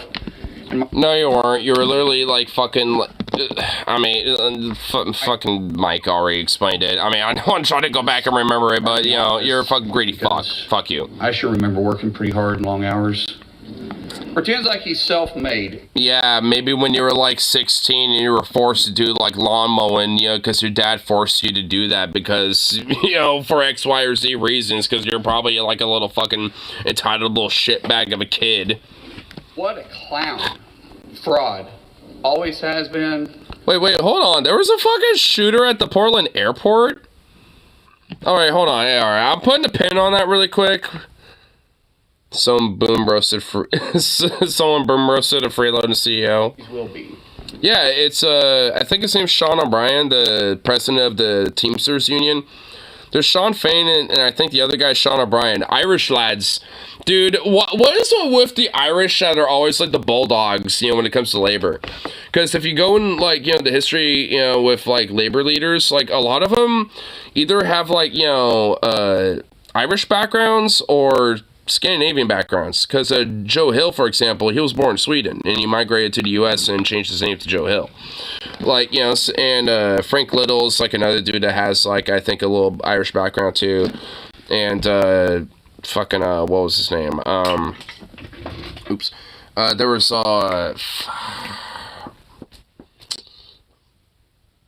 dude, he was like, honestly, there's like a few people that like started IWW, but who was the guy I'm thinking of specifically? I think it was Hayward. Big Bill Hayward, I think it was his name. Like, there's a few different people that were pretty prominent, you know, within labor movements, you know, that kind of, funny enough, have like kind of like an Irish background or like Scandinavian or like a Germanic background specifically and stuff like that. And you know, there's honestly, you know, not much of a coincidence to that, because at least in Europe during that time when a lot of migrants and work, you know, like different, like, you know, like peasant workers, you know, from those areas, you know, were migrating to the U.S., a lot of them kind of brought along the different, you know, theory and a lot of different ideas and stuff like that came from some of the labor movements that were prospering, you know, up from Europe at that time. So, if anything, a lot of the American labor movement, at least in its early days, kind of started because around, like a decade or so earlier, but around similar time, the same movements were starting to kind of prop up, and these type of ideas and theories were starting to kind of become, at least amongst the peasantry, and at least, you know, more commonly now, the proletariat and the working class, like, at that time, you know, started to learn more about, and kind of started, you know, adding, you know, like, philosophical theory, because at least, you know, in some places, you know, at least, you know, for certain countries and certain areas, like, you know, some peasants at least, you know, could potentially get an education, depending on what they were able to do and depending on what their job was and where, you know, and their advancements in their lives and stuff like that. So, you know, and because of that, you know, they're able to learn different elements of theory and learn certain elements about their history and shit like that, and realize, like, we've been fucked over a lot, haven't we? So then they kind of start, you know, theorizing about their own ideas about how they, you know, can have a more equal society and shit. Like, I mean, in some parts it's kind of how, like, you know, the Enlightenment happened, at least, you know, early on, and then, you know, a lot of the more early workers' revolutions, like during the 1840s and 50s and shit like that. Quit the tough guy act in these Senate hearings. You know where to find me. Any place, anytime, cowboy. Sir, this is a time, this is a place. If you want to run your mouth, we can be two consenting adults. We can finish it here. Okay, that's fine. Perfect. You want to do it now? I'd love to do it right now. Well, stand your butt up then. You stand your butt up. Oh, hold it. Big guy. Stop it. Is that your No, sit down. Oh, you're a clown. Sit down. Okay. You know, you're a United States Senator. Sit down. Active. Oh, okay. You're a United States Senator. O'Brien Steel Chair. Act it. Boom. Dude, oh my god, what a fucking aggressive little hog, bro. Please. All right. Can I respond? Hold it. If we can't, no, I have the mic. I'm sorry. This is hold it. I have the mic. Fuck off. You'll have your time. Okay. Can I respond? WWE in the Senate. I wish. You know what? Like I was saying earlier, fuck it. Let's make it the goddamn WWE. Dude, Bernie should have just like, you know what? If you're gonna do it, then fuck it. You're not gonna be elected again after this. And I was sure of it. Like, dude, you know, Bernie should have took this as an opportunity to be like, you know what, fuck it. To babysit these fools. And he shouldn't have to. I don't think he should. Like, I get the whole angry grandpa thing because I love that about Bernie, but, like, I mean, let them cook. Let them do it. Like, let, like, Mullen, you know, fucking, you know, oh, wait, what am I doing that for? I'm gonna look at her shit. But, like, I mean, let Mullen fucking, you know, go over there like a goddamn moron and try to fucking scrap up. Because, you know, O'Brien would deck his ass so hard, bro. I mean, let's look at O'Brien. Yeah, dude, look at him. You're gonna tell me that this man, this king right here, our bald king, would not just, like, deck the fuck out of that little weasel, little prick? I mean, come on now. He's got a little Teamsters pin. That's nice. Right on. But yeah, okay, yeah. So that was like I'm pretty sure that was the thing we were looking at. So, you know, so what the fuck is this about? It's from the Sun, but okay. Portland Airport is from the passengers forced to run a seashell. Oh my god, dude, the airport. So what happened? Well, a worker from the airport said I was at the United to counter or 2 shots. TSA weren't at the counters either, and the airport operation told us to counter. Well, I mean, yeah, well, the TSA they're not usually at the counters. Like, they're at the fucking security checkpoints, which are way further down the line. Hiding on a plane because there's a reported shooter. Oh my god, what the fuck? Got all clear, and they were like boarding my flight like they were normal. Yeah, so all clear. Alright, business as usual. Meanwhile, I was on the phone with my friend.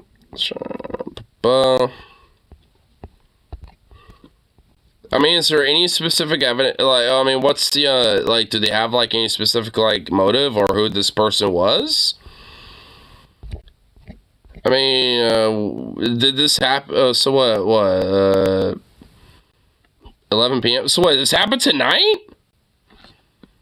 This happened earlier tonight?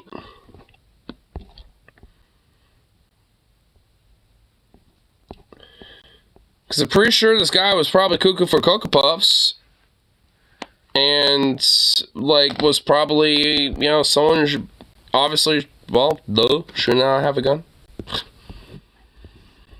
Because, I mean, we seriously need better regulations on them. Look, I'm a pro-gun guy. I like guns. Like, I mean, I enjoy them as much as the next person, honestly. Like, I'll admit that, but holy fuck. I mean, goddamn, dude, like, I can still admit that we need fucking regulations, because there are definitely motherfuckers out there that should not have them, and we need better ways to, like, you know, stop people from not having them that probably do have them, and preventing people from not having them when they should not have them. Like, I mean, we just need way better fucking laws and regulations on shit like that. It's fucking ridiculous. I mean, you know, like I said, I'm pro-gun dude, so I don't necessarily think, you know, just like, you know, banning this and that or whatever the fuck is, you know, the solution, but, like, restricting accessibility to the point where, like, you know, we can, like, make this a rarity again, you know, to where it's, like, you know, almost like a non-occurrence. Yeah, like, duh, I'm gonna be okay with that, because I want that shit, like, because fuck. It's insane that, like, you know, we're one of the rare countries that it's just uniquely a problem, even though, like, a lot of other places, you know, have ways to deal with this issue. And also are still fairly pro-gun themselves. Like, there's plenty of countries that, you know, the citizenry have firearms and shit, and this is not a problem. So, evidently, there's a lot of fucking issues that we can be addressing that can help mitigate and solve this issue. Or at least, you know, in the maximum way that we can handle it, considering, you know, how pretty pro-gun that, you know, this country pretty is, at least with the culture of it. I mean, it's like, fuck. It's fucking ridiculous. And like I said, coming from a pretty pro-gun guy myself, I like them. I like firearms and stuff. I think they're cool, and and obviously should be treated respectfully, responsibly. But people should seriously be trained on them if they want them, and know what the fuck they're handling, and respect the fuck out of it, and understand that it is not something to fuck around with. It's one of those things where it should be taken seriously, but as long as it's taken seriously, it can be fun. it's all, I don't think they're inherently, the core absolute root of the issue, but, they're a major absolute symptom of the problem, considering that we do fuck all to do anything about it. It's because if anything, we take an extreme one way or the other. It's we gotta ban it all, or fuck it, take it from my cold dead hands. We have no regulation on them. So we can't have some little in between here where it's it's a good for everybody, where we can actually help solve this whole fucking problem in the first place. But also, if people want to have a firearm, they can't have it as long as they go for some background checks, go for training, hands-on, and quizzing and all sorts of other shit, safety training, stuff like that. These things are important, and we don't take this shit seriously, and it does piss me off. It's because, this can be something that can be, treated respectfully, and we don't fucking treat it that way. It's even though, I'm more of a recent gun owner, it's always been ingrained in my fucking head since I've been in the fucking womb, essentially, about the idea of respect about firearms and gun safety and shit like that. I've always been taught stuff like that. Because when it came to, having little toy guns or airsoft or whatever the fuck, shit like that, my dad would always, give me that fucking line, about, gun safety and shit. Because, he probably knew that, one day I was going to probably own a gun myself and stuff like that. And he just wanted to kind of, be responsible ahead of time, so to speak, to try to educate me about stuff like that. And I do honestly appreciate that about him for that. Because, I honestly doubt it, but, there's a chance that I probably wouldn't take it as seriously if he didn't do that. Like I said, I doubt it, the fact that he took it that seriously, though, even though I was probably playing around with, a toy gun, or an airsoft gun or something like that, he always wanted to ensure that at least had some idea about what the fuck gun safety was, even though it wasn't a real firearm. It was a fake one. It was a little toy thing. So it's because at the end of the day, that shit's real. That's serious. And now that I have real firearms, it's absolutely fucking understandable, because my friends, I've let them hold them and stuff like that while hanging out here and stuff, and there's been a few times where I don't really want to call out one friend, but it's realistically one friend, where even though I, for a fact, know that they're not loaded and stuff like that, they will flag me. And flagging means when they point the barrel at you unintentionally. So I've had my friend unintentionally flag me a few times. I'm just and I would freak the fuck out, would grab onto the barrel, point away from me, and be like, what the fuck? What are you doing? And he's like, well, it's not loaded. And I would tell him that's literally not the point. The point is you treat it like it is, no matter the fuck what is going on with it. Whether it is loaded or not, and even if you know it's not loaded, don't do that. Because maybe the one time that, someone hands you a firearm like I just did to you, they don't do the check like I do to make sure that that's safe to give to you and no one's going to get hurt. Because if you accidentally pull the trigger and, hammer hits the firing pin, nothing's going to happen. It's at that point, at least for someone like me, everyone's going to be safe. But maybe he does that to at someone else's house, and they don't do shit like that. And they got one in the chamber, and he's pointing at his buddy, being like, and then he accidentally shoots them. And that is a fucking news story in a news article that is honestly way more fucking common than you want to think. That is way more fucking common in America than you really think. And it's honestly because of shit like that. That's why, even if I absolutely know for a guarantee that my firearms aren't loaded and, give them to my friends to let them check it out and stuff like that, and they do stuff like that, I take it fucking seriously. and they flag me, I freak out on them, be like, what the fuck? You know, and because it's absolutely 100% justified. And they might be like, well, what the hell? I mean, you gave it to me unloaded. It doesn't even have a mag in it. And I always tell them, that's not the fucking point. You treat every gun that you hate, especially absolutely objectively a fucking real one, like it is loaded, regardless of what the condition of it is. Doesn't matter.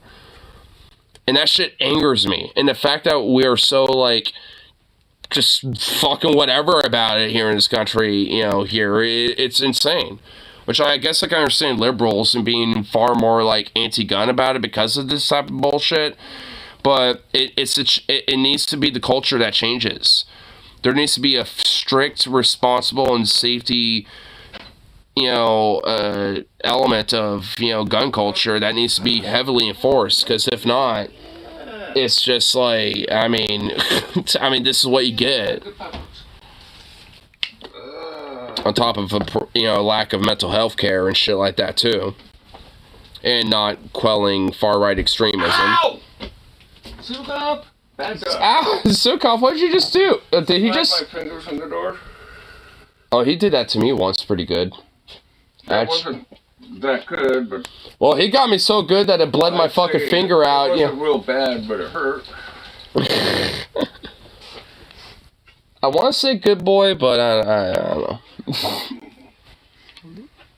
he really likes that. What Curly does. Oh, he really likes that spot. I don't know what to tell you. I don't know. It's probably a plea thing, you know, because he goes to this. No, he does that even. He does this a lot. Like, he goes in there even when I wash him and stuff. I think he just likes being in there because, like. Dark and cold. Not really. I guess. I don't know. Because he does that. Like, you know, sometimes when I'm in my room, he will literally be in the corner at the door in my room. Like, I think he just, I don't know. I don't get it. I think it's just, like, the corner of it. Like, it's a cave or something. I don't get it. It's a wild dog thinking, oh, I'm in my barrel. Yeah, I think so. Because if not, like, you know, like a little chair next to my bed, like, he'll be under that sometimes. So, like, he'll, like, grab, like, some dirty pants or something, make a little dent out of it, and just curl himself underneath that. And, you know, so I think it's like a cave thing or something. He thinks he's, like, in a little cave. You know, I don't know. He's a goof. He's a goober. He's frustrating, but in a way where he's only a goober, not really a... I've noticed with the cats, if there's like fleas going around, they'll have a favorite spot, then they'll move away, and there'll be a bunch of fleas at their old favorite spot. And then when their new favorite spot gets fleas, they'll move to another favorite spot. So, next week, we're going to fucking PetSmart to get a bunch of flea bombs to, like, nuke this place. Because if we do, like, that'll honestly get rid of them. Because when I take him out and about, Zukov don't got problems. It's only when he's here. So, we just need to nuke it. Now, all the fleas aren't coming from here, they're coming from... Yes, they are. What the fuck are you talking about? Like, these rooms are, like, dude, your room especially is fucking infested. Like, don't give me that shit. I mean, mine is too because of Zukov, but, like, I mean, it's because he gets them, you know, because they're just all over the house at this point. Like, nah, like, they come... Over the last 24 hours, I've nuked that room. I keep nuking it. I mean, the police are just coming out of nowhere. That place should be a Superfund toxic cleanup site. I mean, like, you have to actually get, like, you know, those full-on, like, you know, frontline bombs or whatever the fuck that you get at, like, you know, PetSmart or some shit. Like, those do the fucking trick. Yeah, doing a good start and cleaning up as much shit as I can. That way the police can't hide from the bombs underneath, like, random items like a newspaper or a piece of clothes or something like that. I'll just toss the newspapers. And if it's clothes, just wash them. They are washed. Well, if there's possible fleas on them, you gotta wash them again to kill off whatever fucking eggs and whatever the hell. You just wash them on hot water. You don't even necessarily, if they're already washed, then just fucking don't put soap in it. Just put a hot water cycle on it. There you go. They're like, if you bomb... There's an easier way to deal with this type of shit. It's not that difficult. In this room, most of the fleas wouldn't be affected, only the ones out in the open.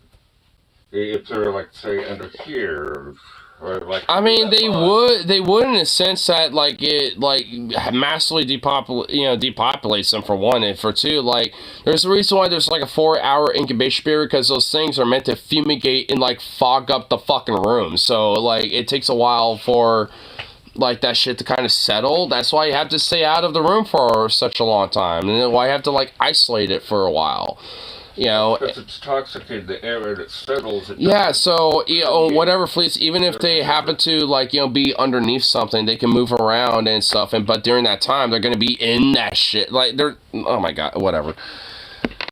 Oh my fucking god, it's like, I mean, it's an easy solution. It's like, holy shit, it's like, you know, even if there's, like, still 1 or 2 of them, like, holy fuck, it's the winter, like, there's... All the fleas will be dead. Oh yeah, let's try to, you know, fucking, you know, do that for an insurance claim. You know, like, that's gonna fucking work. Yeah, get an insurance claim, be houseless. Oh yeah, it's fucking, yeah, amazing. See, you might burn them. That's why I go through lighter so quick. Oh my god. Right now it's because I'm burning lots of fleas. Nah, it's just being a stoner. I try to figure out, actually in my room most of the time as you walk through there, honestly, it's like literally. But you know, when I walk areas, it's just like, okay, go down and look, see how many fleas I have to burn off my legs. Yeah, because they come from your fucking room. Like they're like, honestly, at this point, they're not like from most. When I walk around the room, I don't get fleas on me. Honestly, like, I get them all the time when I, like, walk in there. Like, literally every fucking time. Like, it's, like, most of the rest of the house, I don't see them at all. It's pretty much, like, in there at this point. I mean, maybe the kitchen a little bit, because Zukov hangs out in there, and they'll hop off of him a little bit when he's, you know, got problems. But, like, that's the only other place. It's either the kitchen, or your room, or my room, because of Zukov. That's it. Like, honestly, like, the rest of the house could definitely use it, too, just for insurance sake. But it's like, those are the main fucking spots. Because, like, I mean, Curly needs, like, a full-on, like, frontline, you know, dosage instead of, like, you know, whatever random fucking over-the-counter shit at Safeway or whatever the fuck. Like, he actually needs, like, a actual, like, medicinal dose of some shit. And he just needs to go to the fucking vet. Like, I'll literally fucking pay for it, for fuck's sake. Like, I mean, like, that little furball brick needs to, like, seriously go. Like, because he's got some other issue going on outside of, like, you know, just having a flea problem. He's always had itchy, scratchy issues. Well, I mean, his back's all fucked up too. Well, that's because, you know, he was born with a bad. He was born with like. Yeah. Well, it's because, like, probably how he was born. Like, I mean, his tail's all crooked and stuff. I mean, you can't really fix that. But there's, like, some other shit that, you know, he definitely needs to go that for. When he was a kid, you want to come up and be nice, but you try petting him, and when you get down towards his butt, he'd freak out because his back was all... He still does that! That's still how he is. Well, he quit now that when the fleas come in, you don't want to... Well, probably because he was masking it for a little bit. I mean, but I don't... Well, I can't do it anymore, but I used to give him, like, chiropractic, just like 2 fingers on either side of the spine and rub real hard. I've been able to do that. You can feel them, like, pop and crack occasionally. When they stop popping and cracking, he's happy. Well, I still do that. Be careful, he'll wheel around and chomp. Well, I've done that before for him, and he's been fine. Pretty recently, too. He's usually fine with that, because it feels good to be your back. Well, he's been fine with me with it. But if you just pet him, and it just, like, feels like... There's no fucking reason. Oh, my God. He has real sensitive skin. Oh, obviously, I mean, it's more than just fleas chewing himself apart. Like I said, he's going to the vet. He's probably got, like, some sort of, like, infection of some sort that we probably don't know about. I didn't get him. No, just, you know, like the one in my leg. Well, Curly fucking did that to you. Because... I know, I'm just saying, he's doing that to himself, too. Okay, well, whatever. There's obviously a ways to deal with it. Bitching about it don't fucking help. Like, actually having, like, a way to deal with it does. Back or anything like that, but, you know, I'm doing... everything I can under my power to keep them. And you realize I get paid weekly, so if it's like there's like a paycheck you want me to set aside to have them send to the fucking vet or some shit, you can, like I said, there's a way to, like, you know, deal with Curly's whatever issues he's got. I need to get, you know, Zukov vet, because, like, I know he has a skin allergy outside of, like, you know, whatever flea issues he has, because, like, he's always kind of been, like, a little bit of a scratchy boy, but obviously whenever he has fleas... Yeah, but whenever he has fleas, it's obviously, like, he is way more inflamed about it. So it's like, I want to see what type of allergy he might have so I can get him a treatment for it. I gave him, like... Because I'm pretty sure it's, like, something easy. It's, like, some sort of ointment I bet I have to get for him. Squeeze on and brush it into his fur. And he was fine for, like, about a week there. Then he started tazzing again, so... And I've been... Probably because the room needs to be flea bombed. Uptick in fleas, and you know, that's like 24 hours or maybe more, because I, you know, hit different sections of the room with the home flea stuff. Yeah, that ain't gonna do anything. That's like literally like a band-aid on a fucking, like, gunshot wound practically. That ain't gonna do shit. Like, you have to, like, you know, basically go full nuclear with it.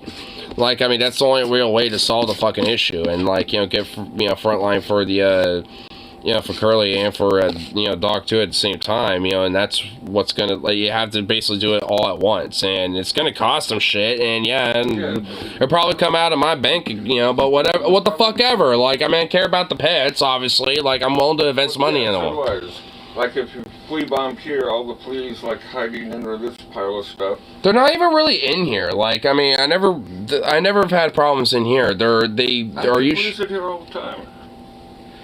I never have them in here. The only time I ever do is whenever, like, Zukov, whenever he has them, like, he hops on me or whatever, because I'll let him be on my lap and stuff. Like, I'll get him occasionally when that happens, but, like, beyond that, like, I never get him in here. Maybe in there, but not in here. So maybe you need flea bomb in there too. I don't fucking know. I nuked the shit out of this. So again, you gotta get. Oh my. And I see fleas on me. Having those fucking bombs would probably work. I don't fuck. Oh my god. They've been between the bedroom, kitchen, and here. That don't fucking work. But I've nuked my room pretty well for fleas. And it was good for a little bit. They're coming back, so I just nuked them again over the last 24, 48 hours. And they're still around, like, because you have to do the whole fucking house. That's why you have to get, like, this little, like, package of the bombs and stuff and hit the whole house at once, practically, and have, like, Curly hang out in here, and I'll take Zukov out on a, you know, day walk or whatever the fuck, because, you know, whatever. You know, so... I want to do, put Curly and Rob. Like, that's what you have to basically do, and then when the house is fumigated, then have Curly go back in there, and then I'll have Zukov hang out in there, and just nuke the fuck out of here, and there you go, boom. Maybe the rat will die, but, you know, whatever. I've dealt the smell on that one, I guess. I guess if that little fucker doesn't, you know, get it, you know, caught at some point, you know, I guess it's gonna happen eventually, but whatever. Use kiwis. The rats love them kiwis. I've noticed that, so yeah, I mean... Oh, didn't I give you a couple kiwis? Yeah, they're still there. I mean, the trap was sprung because of Zukov bumping into it earlier, so I need to reset it and shove them in there. Because I know this little bastard's somewhere in here, but I think the old dude's just kind of sleeping. By the amount of water, you know, some rats, it's like, ooh, do I want a dry salty nut or a soft juicy kiwi? They're not salty. I always get the unsalted. See, that's unsalted. Yeah, good. I think I told you that. Well, yeah, dude. Yeah, if you get the salted, like, that would actually kill them. Like, if same for the squirrels. Well, like, yeah, I've done my research, bro. Like, don't give squirrels cashews either, because that's poisonous to them. And you want to be careful with Brazil nuts, because that's basically like alcohol to squirrels. They will act like they're drunk. I've seen that before. Dude, I have seen that before, and dude, squirrels drunk on Brazil nuts are pretty hilarious, because they're stumbling around, flopping around. It's kind of funny. I have to get some of Brazil nuts. Yeah, they're in the produce section. I mean, I always like to get them. Yeah, I know. They're kind of expensive, so I don't get them all the time, but I do give them as a little treat for the squirrels every now and then. Walnuts are pretty expensive. Almonds are really good for squirrels, but yeah, they are kind of expensive. Unless, almonds too. unless you know, you kind of sample it at work. Expensive. If I go with the mixed nuts with the peanuts in them, they're like half the cost or something. It's like you get more peanuts, but you know what the hell, you get all the good nuts in there too. My favorite's macadamia nut. Oh, those are delicious. Oh, macadamias are pretty good. I like macadamias. I'm gonna take a piss real quick. I had those till I went to Hawaii, and then I used to like sit down with friends when I got back, just like smoke a big old bowl, break out the macadamia nuts, and they were gone in seconds. Damn, the munchies kicked in. Yeah, I'll take a piss real quick, and then I'm gonna check out the other thing I want to look at. I'll even pull screen and have it ready to go. There we go. Okay, be right back. Before I do too much more nuking, I'm going to try to vacuum as much as I can. That'll be good.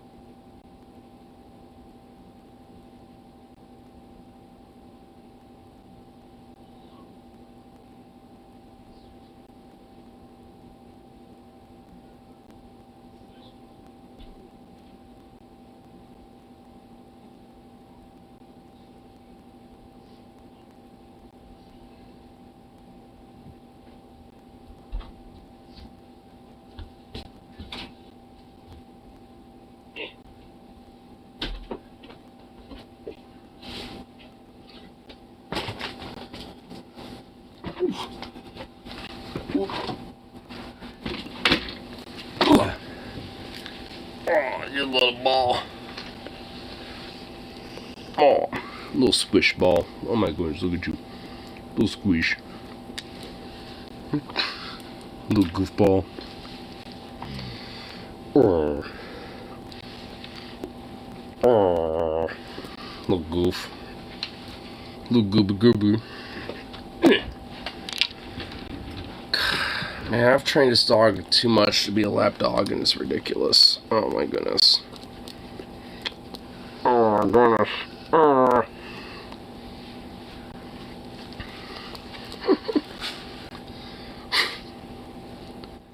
You know, you're literally borderline too big to be a lap dog. You're like the maximum size. You're the maximum size when it comes to being a lap dog. Honestly, like, if you're smaller, it would be a little better. Like, frankly, honestly, I'm being generous. You're beyond capacity. I struggle to keep you on my lap, you fucking goober. Yeah. Oh, you big little chonk. Look at you. Oh my goodness, big lapdog you. Oh my lord, look at that. Jesus Christ, that fucking face. What is this?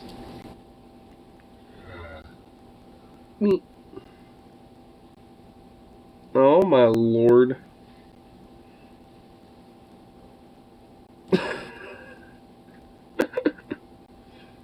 Oh my goodness.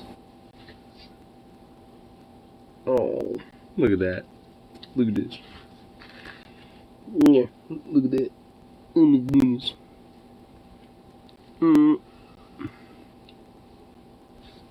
Little goober. Little goof. Look at you. Big old goofball. Oh, alright. There you go. There you go. You fuck. Oof. You big old stretch boy. You stretch. Alright. You stretch, you stretch. Oh, oof. Oh my good lord, you stretch ball. Jeez Louise. God damn. Oh my goodness, little goofball dog. Anyway, here.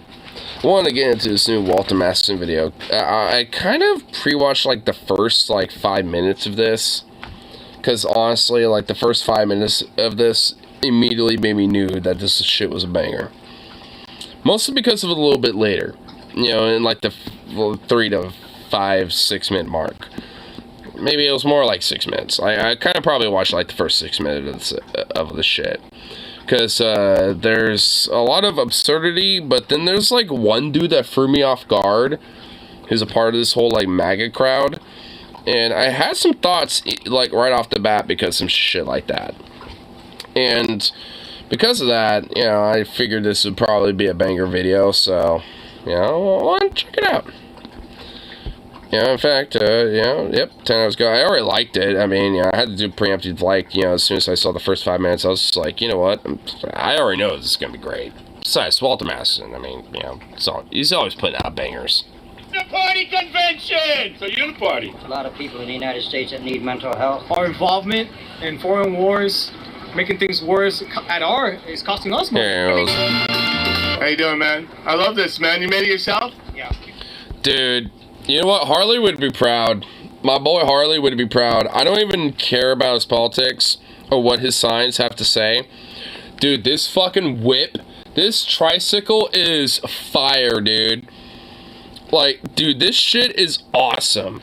Like, and the guy made it himself. Like, dude, that is like some Harley Walsh energy if I've ever seen some right there, dude.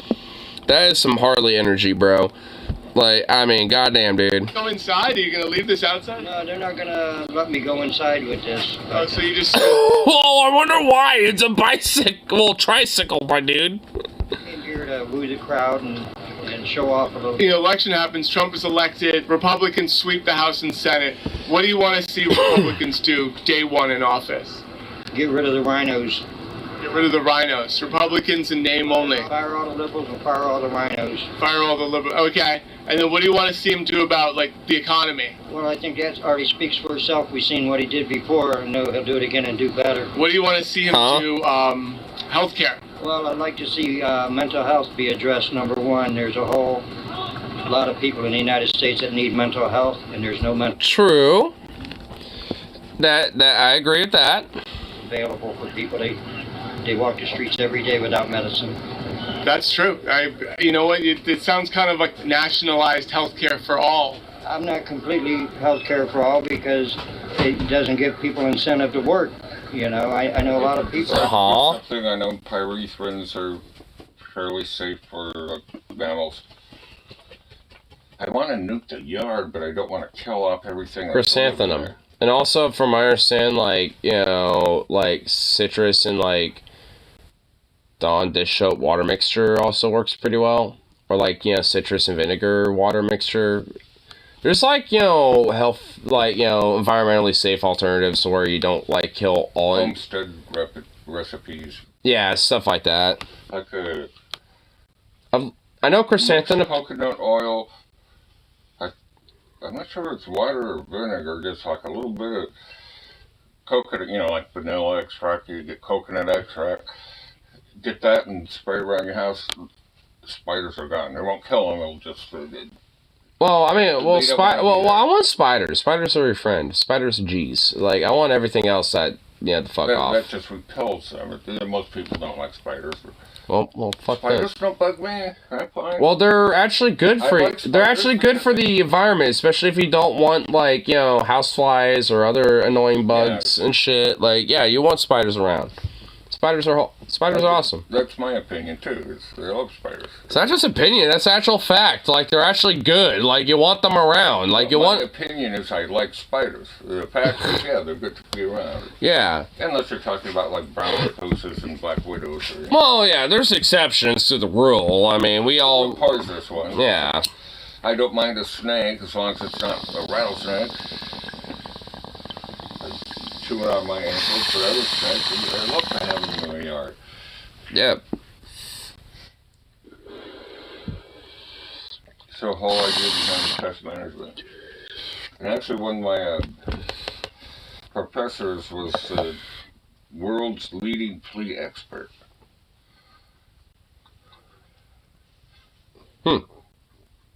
You go into his office, to talk about whatever.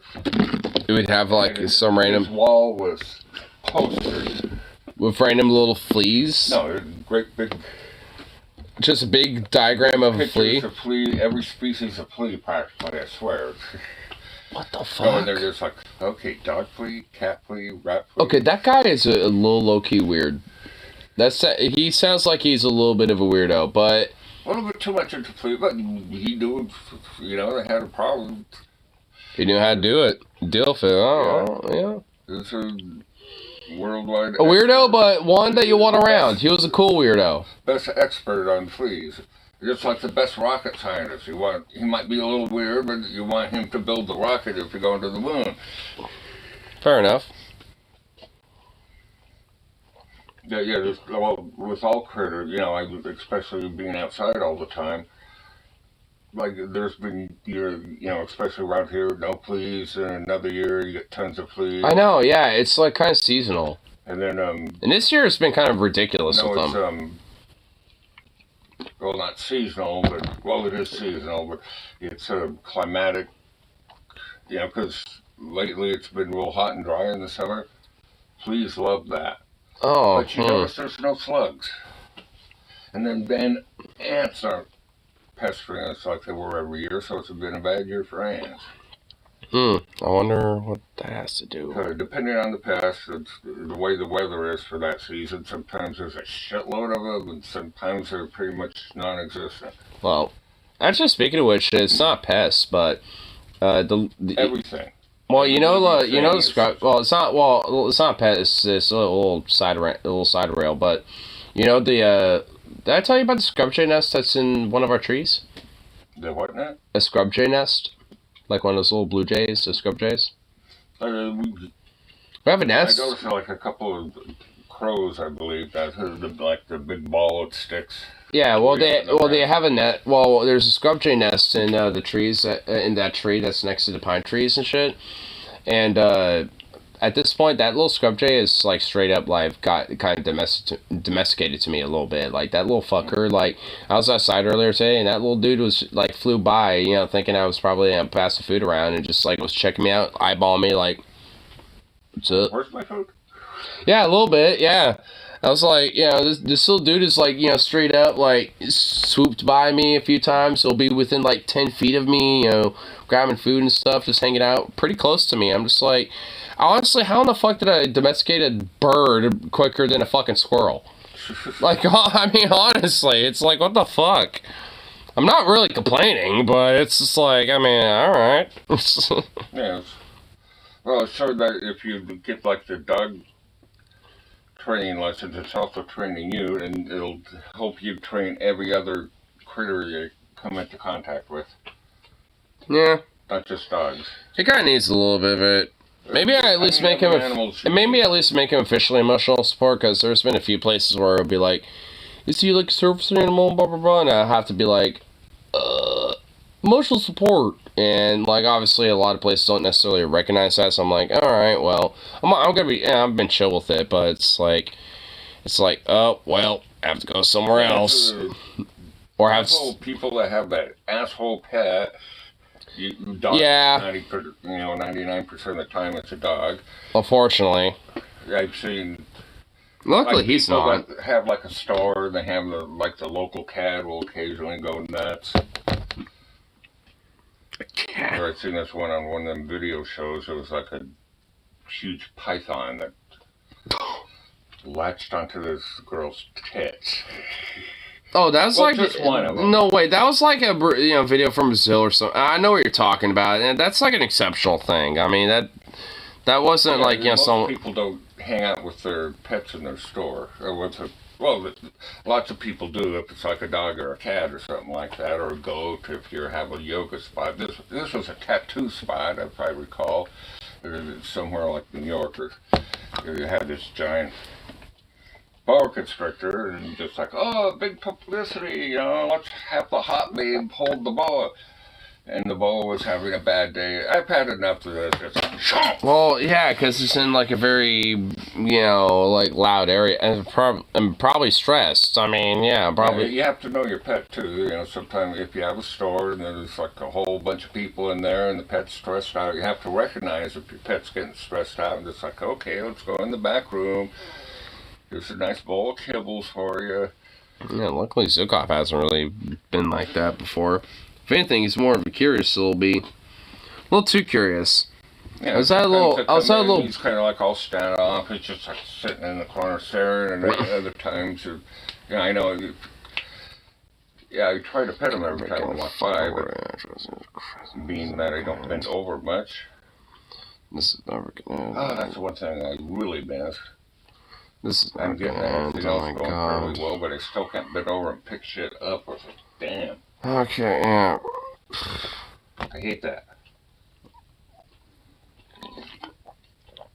Probably should have took yourself better. So. But no matter what the pest, you have to not only try to capture whatever, and you have to remove all the environmental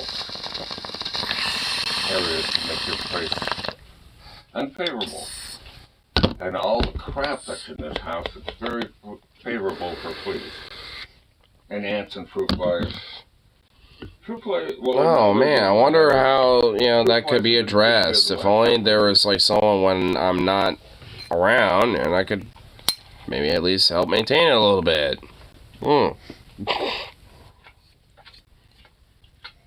Or fuck, I mean, for what Carol's worth, I mean, it's like you can even make her in payment in return, help out a little bit or some shit. I mean, it's like fuck. It's like don't fucking matter. I mean, it's like if you pay her, then I don't give a shit. I mean, fuck. It's like there's alternatives to this fucking shit. It's like, I mean, bitching about don't do fucking anything. I mean, it's like, I'm just saying, it's like there's alternatives to this. I mean, there's ways to deal with it. I mean, it's like, damn. You need to, mainly, all the dog dookies in the family room there. I don't want somebody to come in and clean and find piles of dog shit everywhere. Well, yeah, there's very specific things that could be, addressed and shit, and but whatever. I mean, there could be, it's not, oh my god, whatever.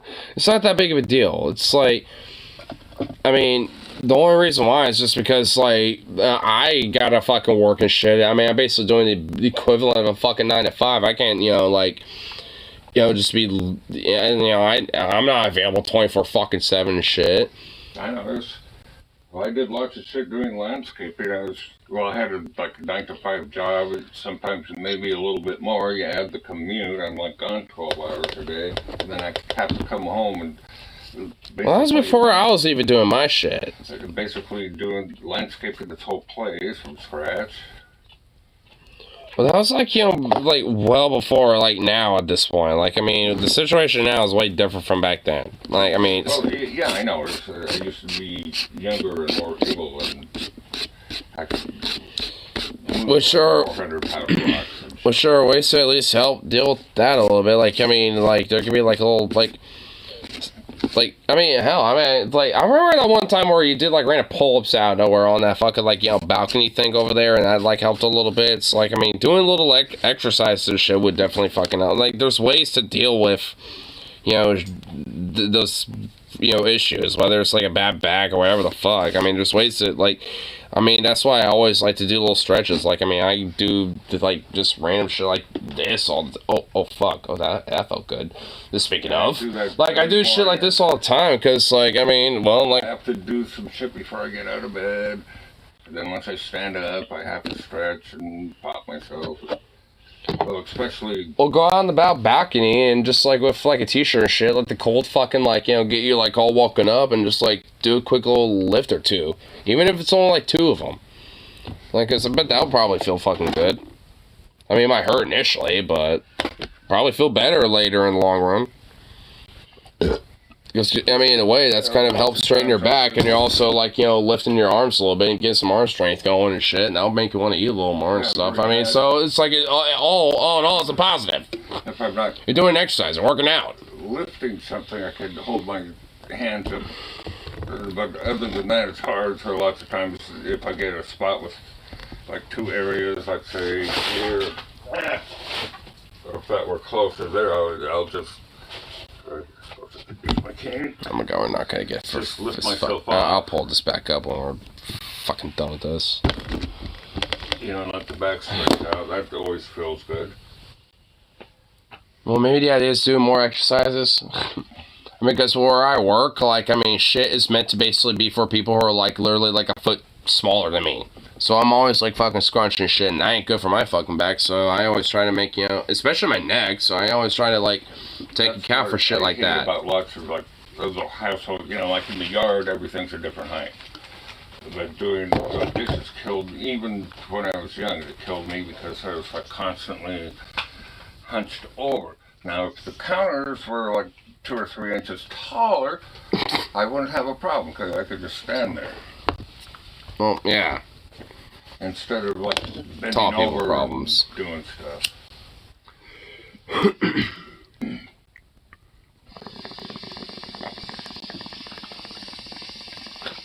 I'm going to try to get the effort here. Finally, after like 3 months or so, I can use all 4 of my appendages. Oh my god, this so again. I can walk and... 50,000th time you have to mention this? Oh my... Okay, whatever. I'm just saying... I mean, you mentioned... I mean, like, the last, like, 2 or 3 days you mentioned it, like, it's so many times. You know how good it feels to... After to finally... I mean, look, I get it, but it's like, holy shit. It's like deja vu almost. I swear, last night I was like literally right here and I heard the same fucking thing. Okay, never mind. I mean, I'm not saying this is a bad thing. I'm just saying, like, I mean, I get it, but it's like... I mean, I'm just like, holy shit, I've heard so much. Yeah, especially after the last couple days, I've been so brain dead with no sleep and trying to get shit done.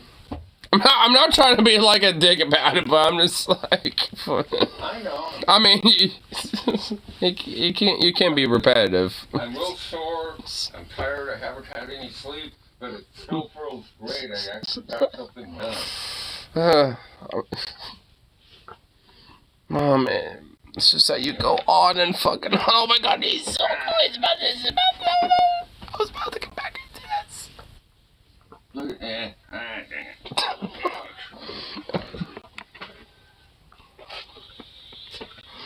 I'm not sure if I'm asleep and having a dream. You know what? Yeah, you are. Yes, you Well, would. if I were sleeping, having a dream, something exciting would happen other than get my cane stuck in the... Well, I mean, you're about to fucking like float away up in the attic. That was about to happen, but you're kind of like in that self-awareness mode in the dream, where you're taking control of the dream. I'm an element of that dream that is taking control. You know, a part of the control in your dream.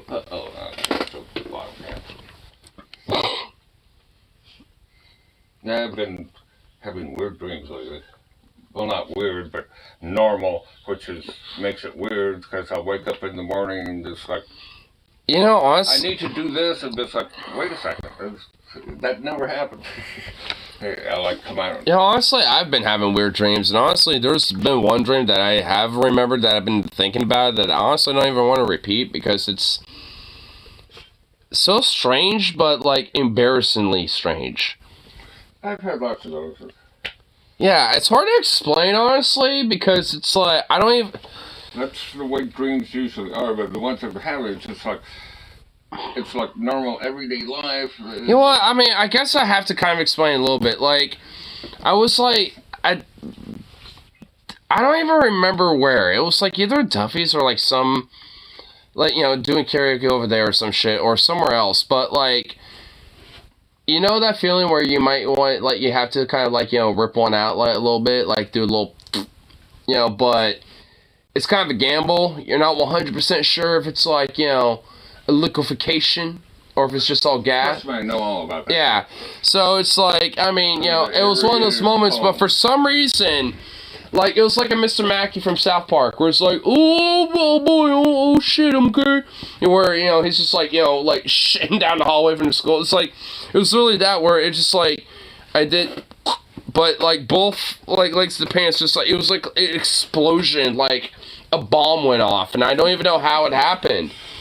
Like, it was just dream logic, basically, and I just, like, morphed into different locations, trying to, like, address my problem and trying to solve it, like, endlessly trying to, like, find a place to deal with my situation, but having, like, nowhere to fix it. And it's like, and it was, like, weird and strange, but also, like, weirdly embarrassing, even though it's, like, it never happened.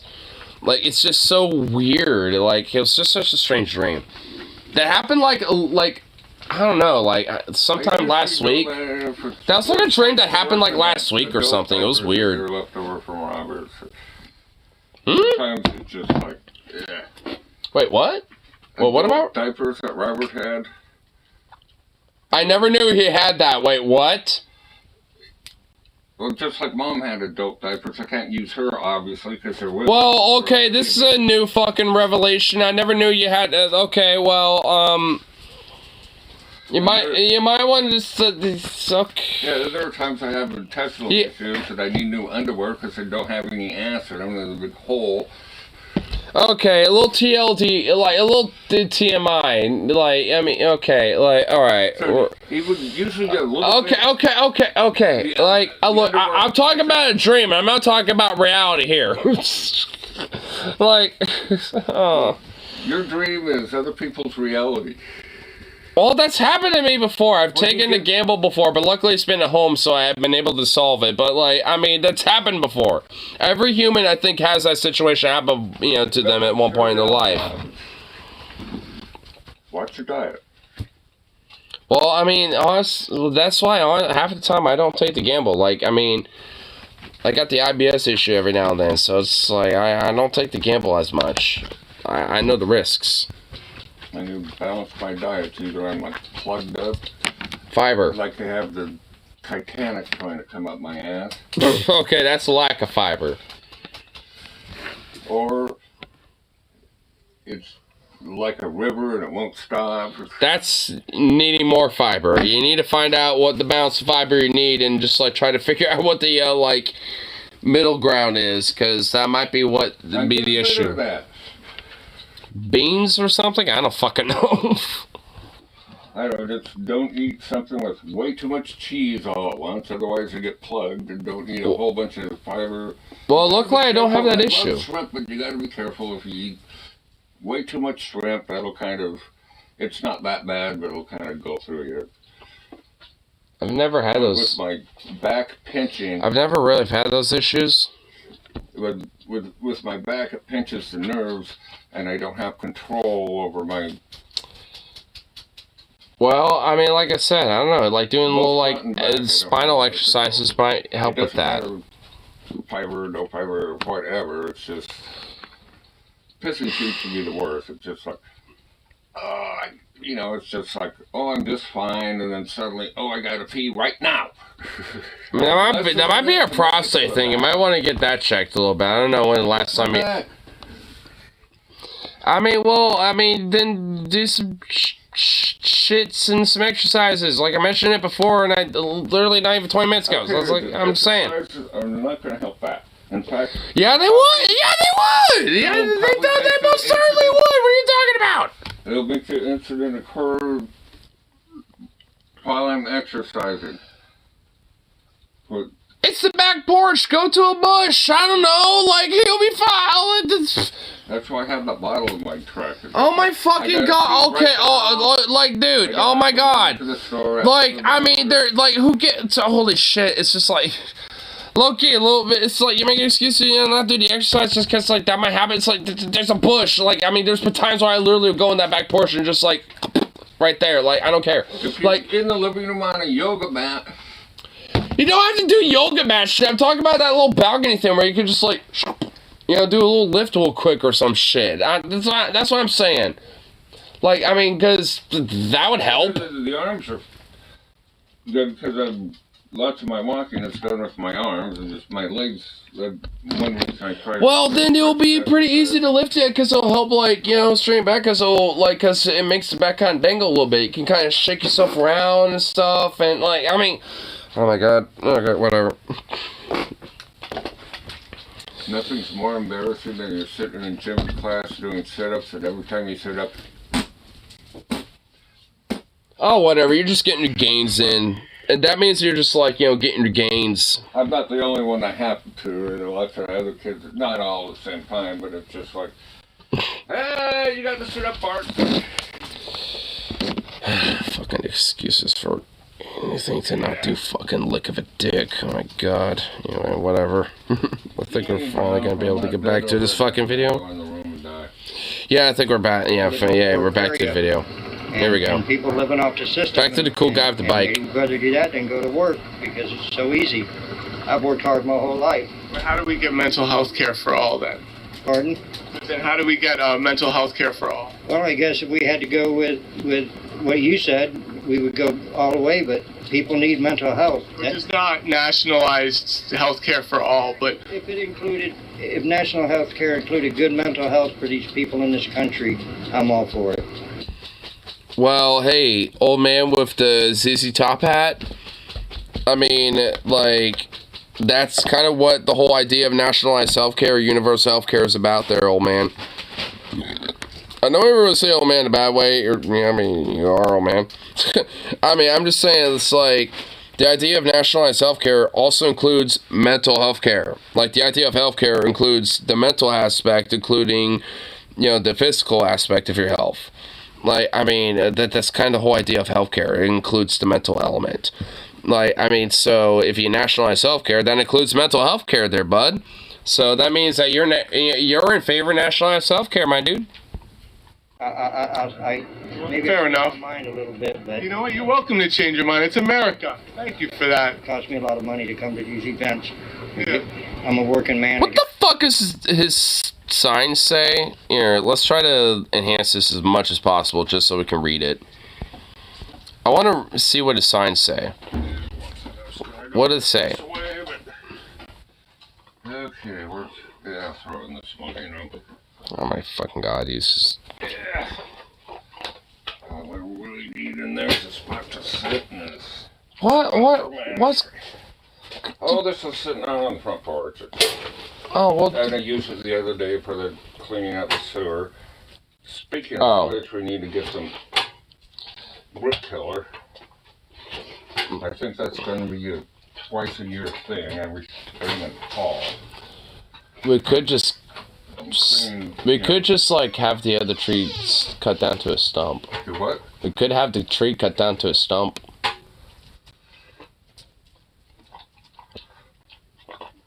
Well, starting on that, but I'm not physically able to do that anymore, for one. And two, the city won't let us do that.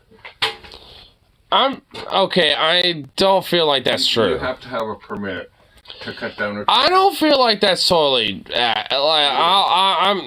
don't, maybe that was once upon a time. I don't feel like that's totally true. I've seen, I doubt it, because I've seen plenty of people, have trees cut down on their property with no problems. Get a permit. I doubt that, because I've seen plenty of people. It's true. I've had people, trying to get the trees cut down. My dad got quotes. Actually, What year? Cut down. When? Like what year? When specifically? Because of Because I mean, you realize like the Milwaukee city council's policies about this might have changed since that I mean so I mean when was it? It's gotten worse. Read the city code. Probably. Well, that's why I'm saying that's why I'm skeptical, because I want to because I don't know if that's totally accurate at this point. Maybe it was at one point, but I don't know at this rate. I mean, because I've seen. It's only getting worse. No, it's not. It's only getting better. What the fuck are you talking about? It used to be you had to have a special permit to cut down street trees. And now it's got. Well, street trees are part of the part of the city. Like if it's part of the if part of the streets, that's one thing. But if it's part of your property, these trees in the front, the whole front line of the property, those are all street trees. I mean, again, I'll have to look at the whole specific Milwaukee codes about it, because it's not just street tree, like the right of way, which is 8 feet, if I recall, from the curb. And also, I'm pretty sure there could probably be exceptional cases, considering one of them already fucking fell, at one point. I'm pretty sure there could be specific things where I can again, I'm a little skeptical of this whole idea. Especially, I mean, besides, there's, they can't fucking, make you have a permit to trim the trees ever so often. If you trim them, Trimming is one thing. Yeah, but if you trim it at one point, and then you wait a little bit, and then you trim them again, and then it gets smaller and smaller, then you're basically kind of slowly but surely in a lock. 20%. I've been through all this. Yeah, and what? Trying to get those trees cut down, we couldn't get them cut down. And then God, possibly get them cut down after the one fell over. But I don't know. My dad flaked out on that one, but who knows? Okay, so when the last one fell down, he flaked out. So it's unknown at this point. So it's possible, especially considering the last one that fell, or the first one that did. The other two are likely a liability, so they can be cut down to the stumps, to the same height that the last one is. Up the block every time there's a windstorm. Well, that's what I mean. A tree to fall on the truck. Yeah, so, I mean, at this point, I mean, even if whatever fucking bullshit there is, implied to it, there's probably, an exceptional case to where it would be totally fine. At least, down to where the stumps are, because, I have, kind of an idea, even if they are stumps, to where, I can make it kind of like a little squirrel enclave anyway. Yeah, after that tree fell, I talked to the city arborist, and he said, okay, you can cut them down. I told my dad, but... Well, so, okay, so if, if someone from... Okay, hold on. If someone from the city said, yeah, you can have the other two cut down, that means you can. Yeah. So, that means that whatever the fuck bullshit policy, whatever the hell is, it was in place prior, either has changed, or the, fact of the trees, for what they are exceptional circumstances, despite that, to where they can be anyway. So, either way, they can be. That's the whole, you have to get a permit. And that way okay, so either way, you know what, either way, though, you can still have it cut down, though, because even the dude who, at the time, told you, yeah, you can, so... Then you can cut it down.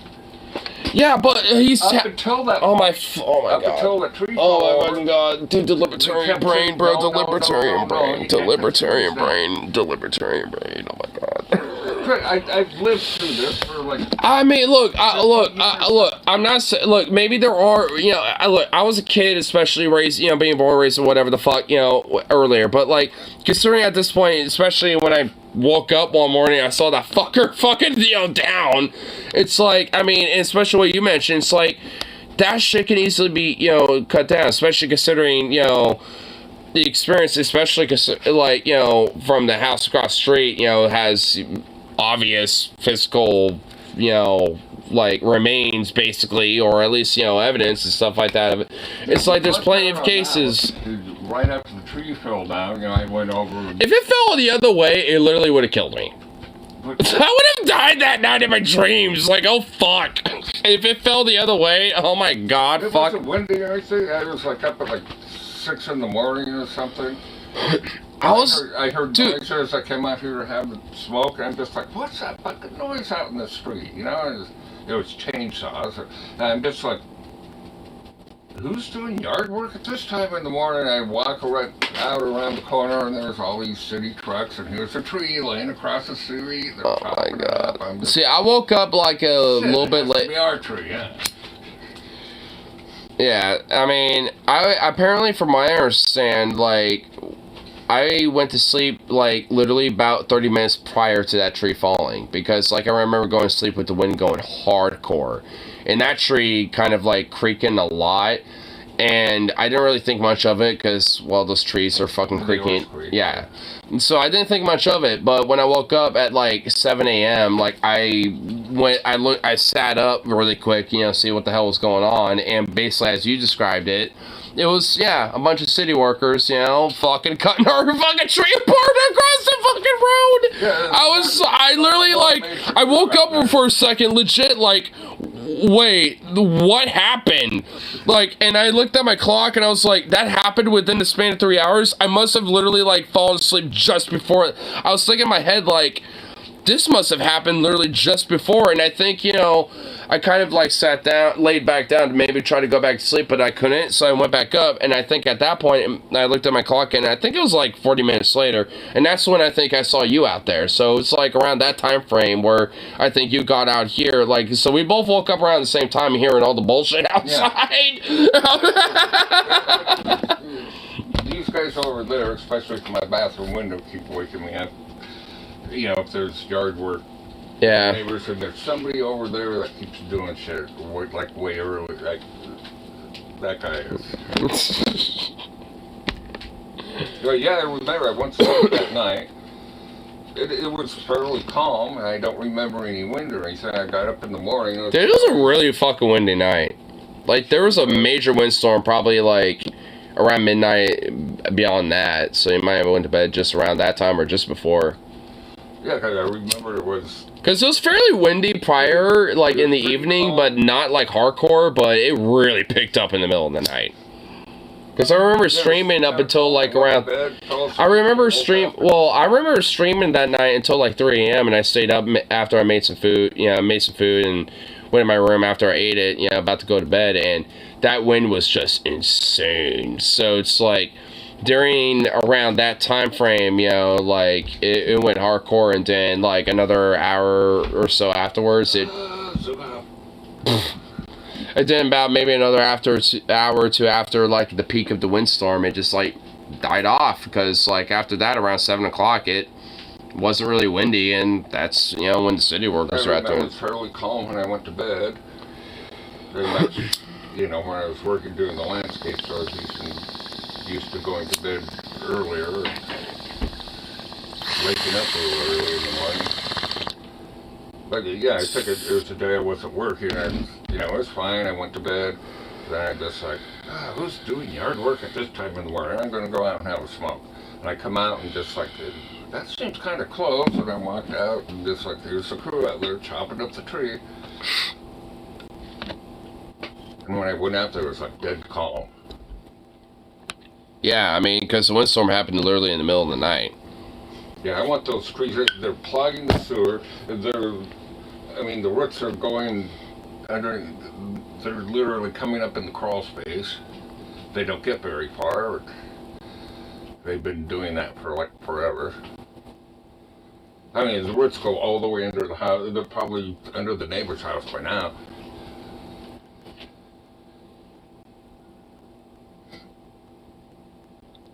They go that far? It was like a long time ago that I noticed. That's when I had to replace the bathroom floor.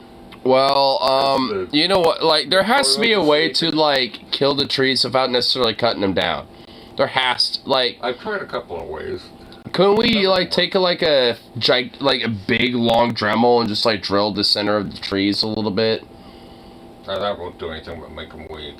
You have to do the... Oh, you're right, because I'll make them more weaker and that... Oh, fuck. Oh, you're right. Oh, yeah. I don't want like another a second or third incident. Yeah, you're right. Fuck. The only living part of the tree is the bark.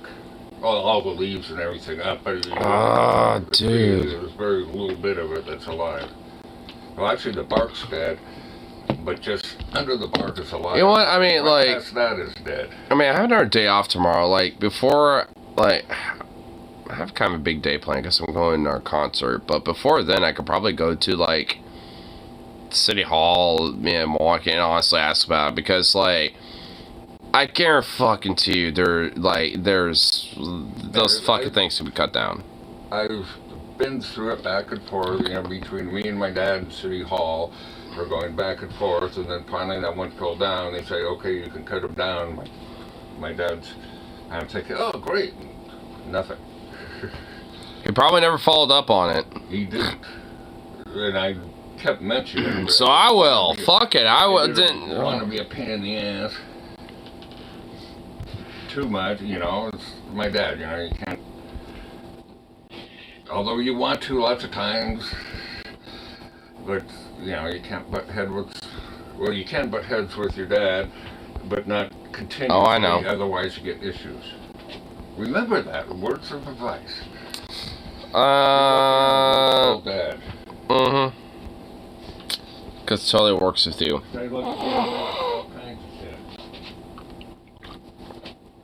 No, whatever. That's right, I'm never getting through this fucking video, so fuck it. What the fuck is he doing? Okay. I'm just putting that fucking shit away, so whatever. I'm just gonna smoke the last little bit of smoke. All good. I mean, I'll probably watch that video tomorrow or some shit like that before I go to... I'll do that after the show. I'll probably stream after the show, actually, next time around.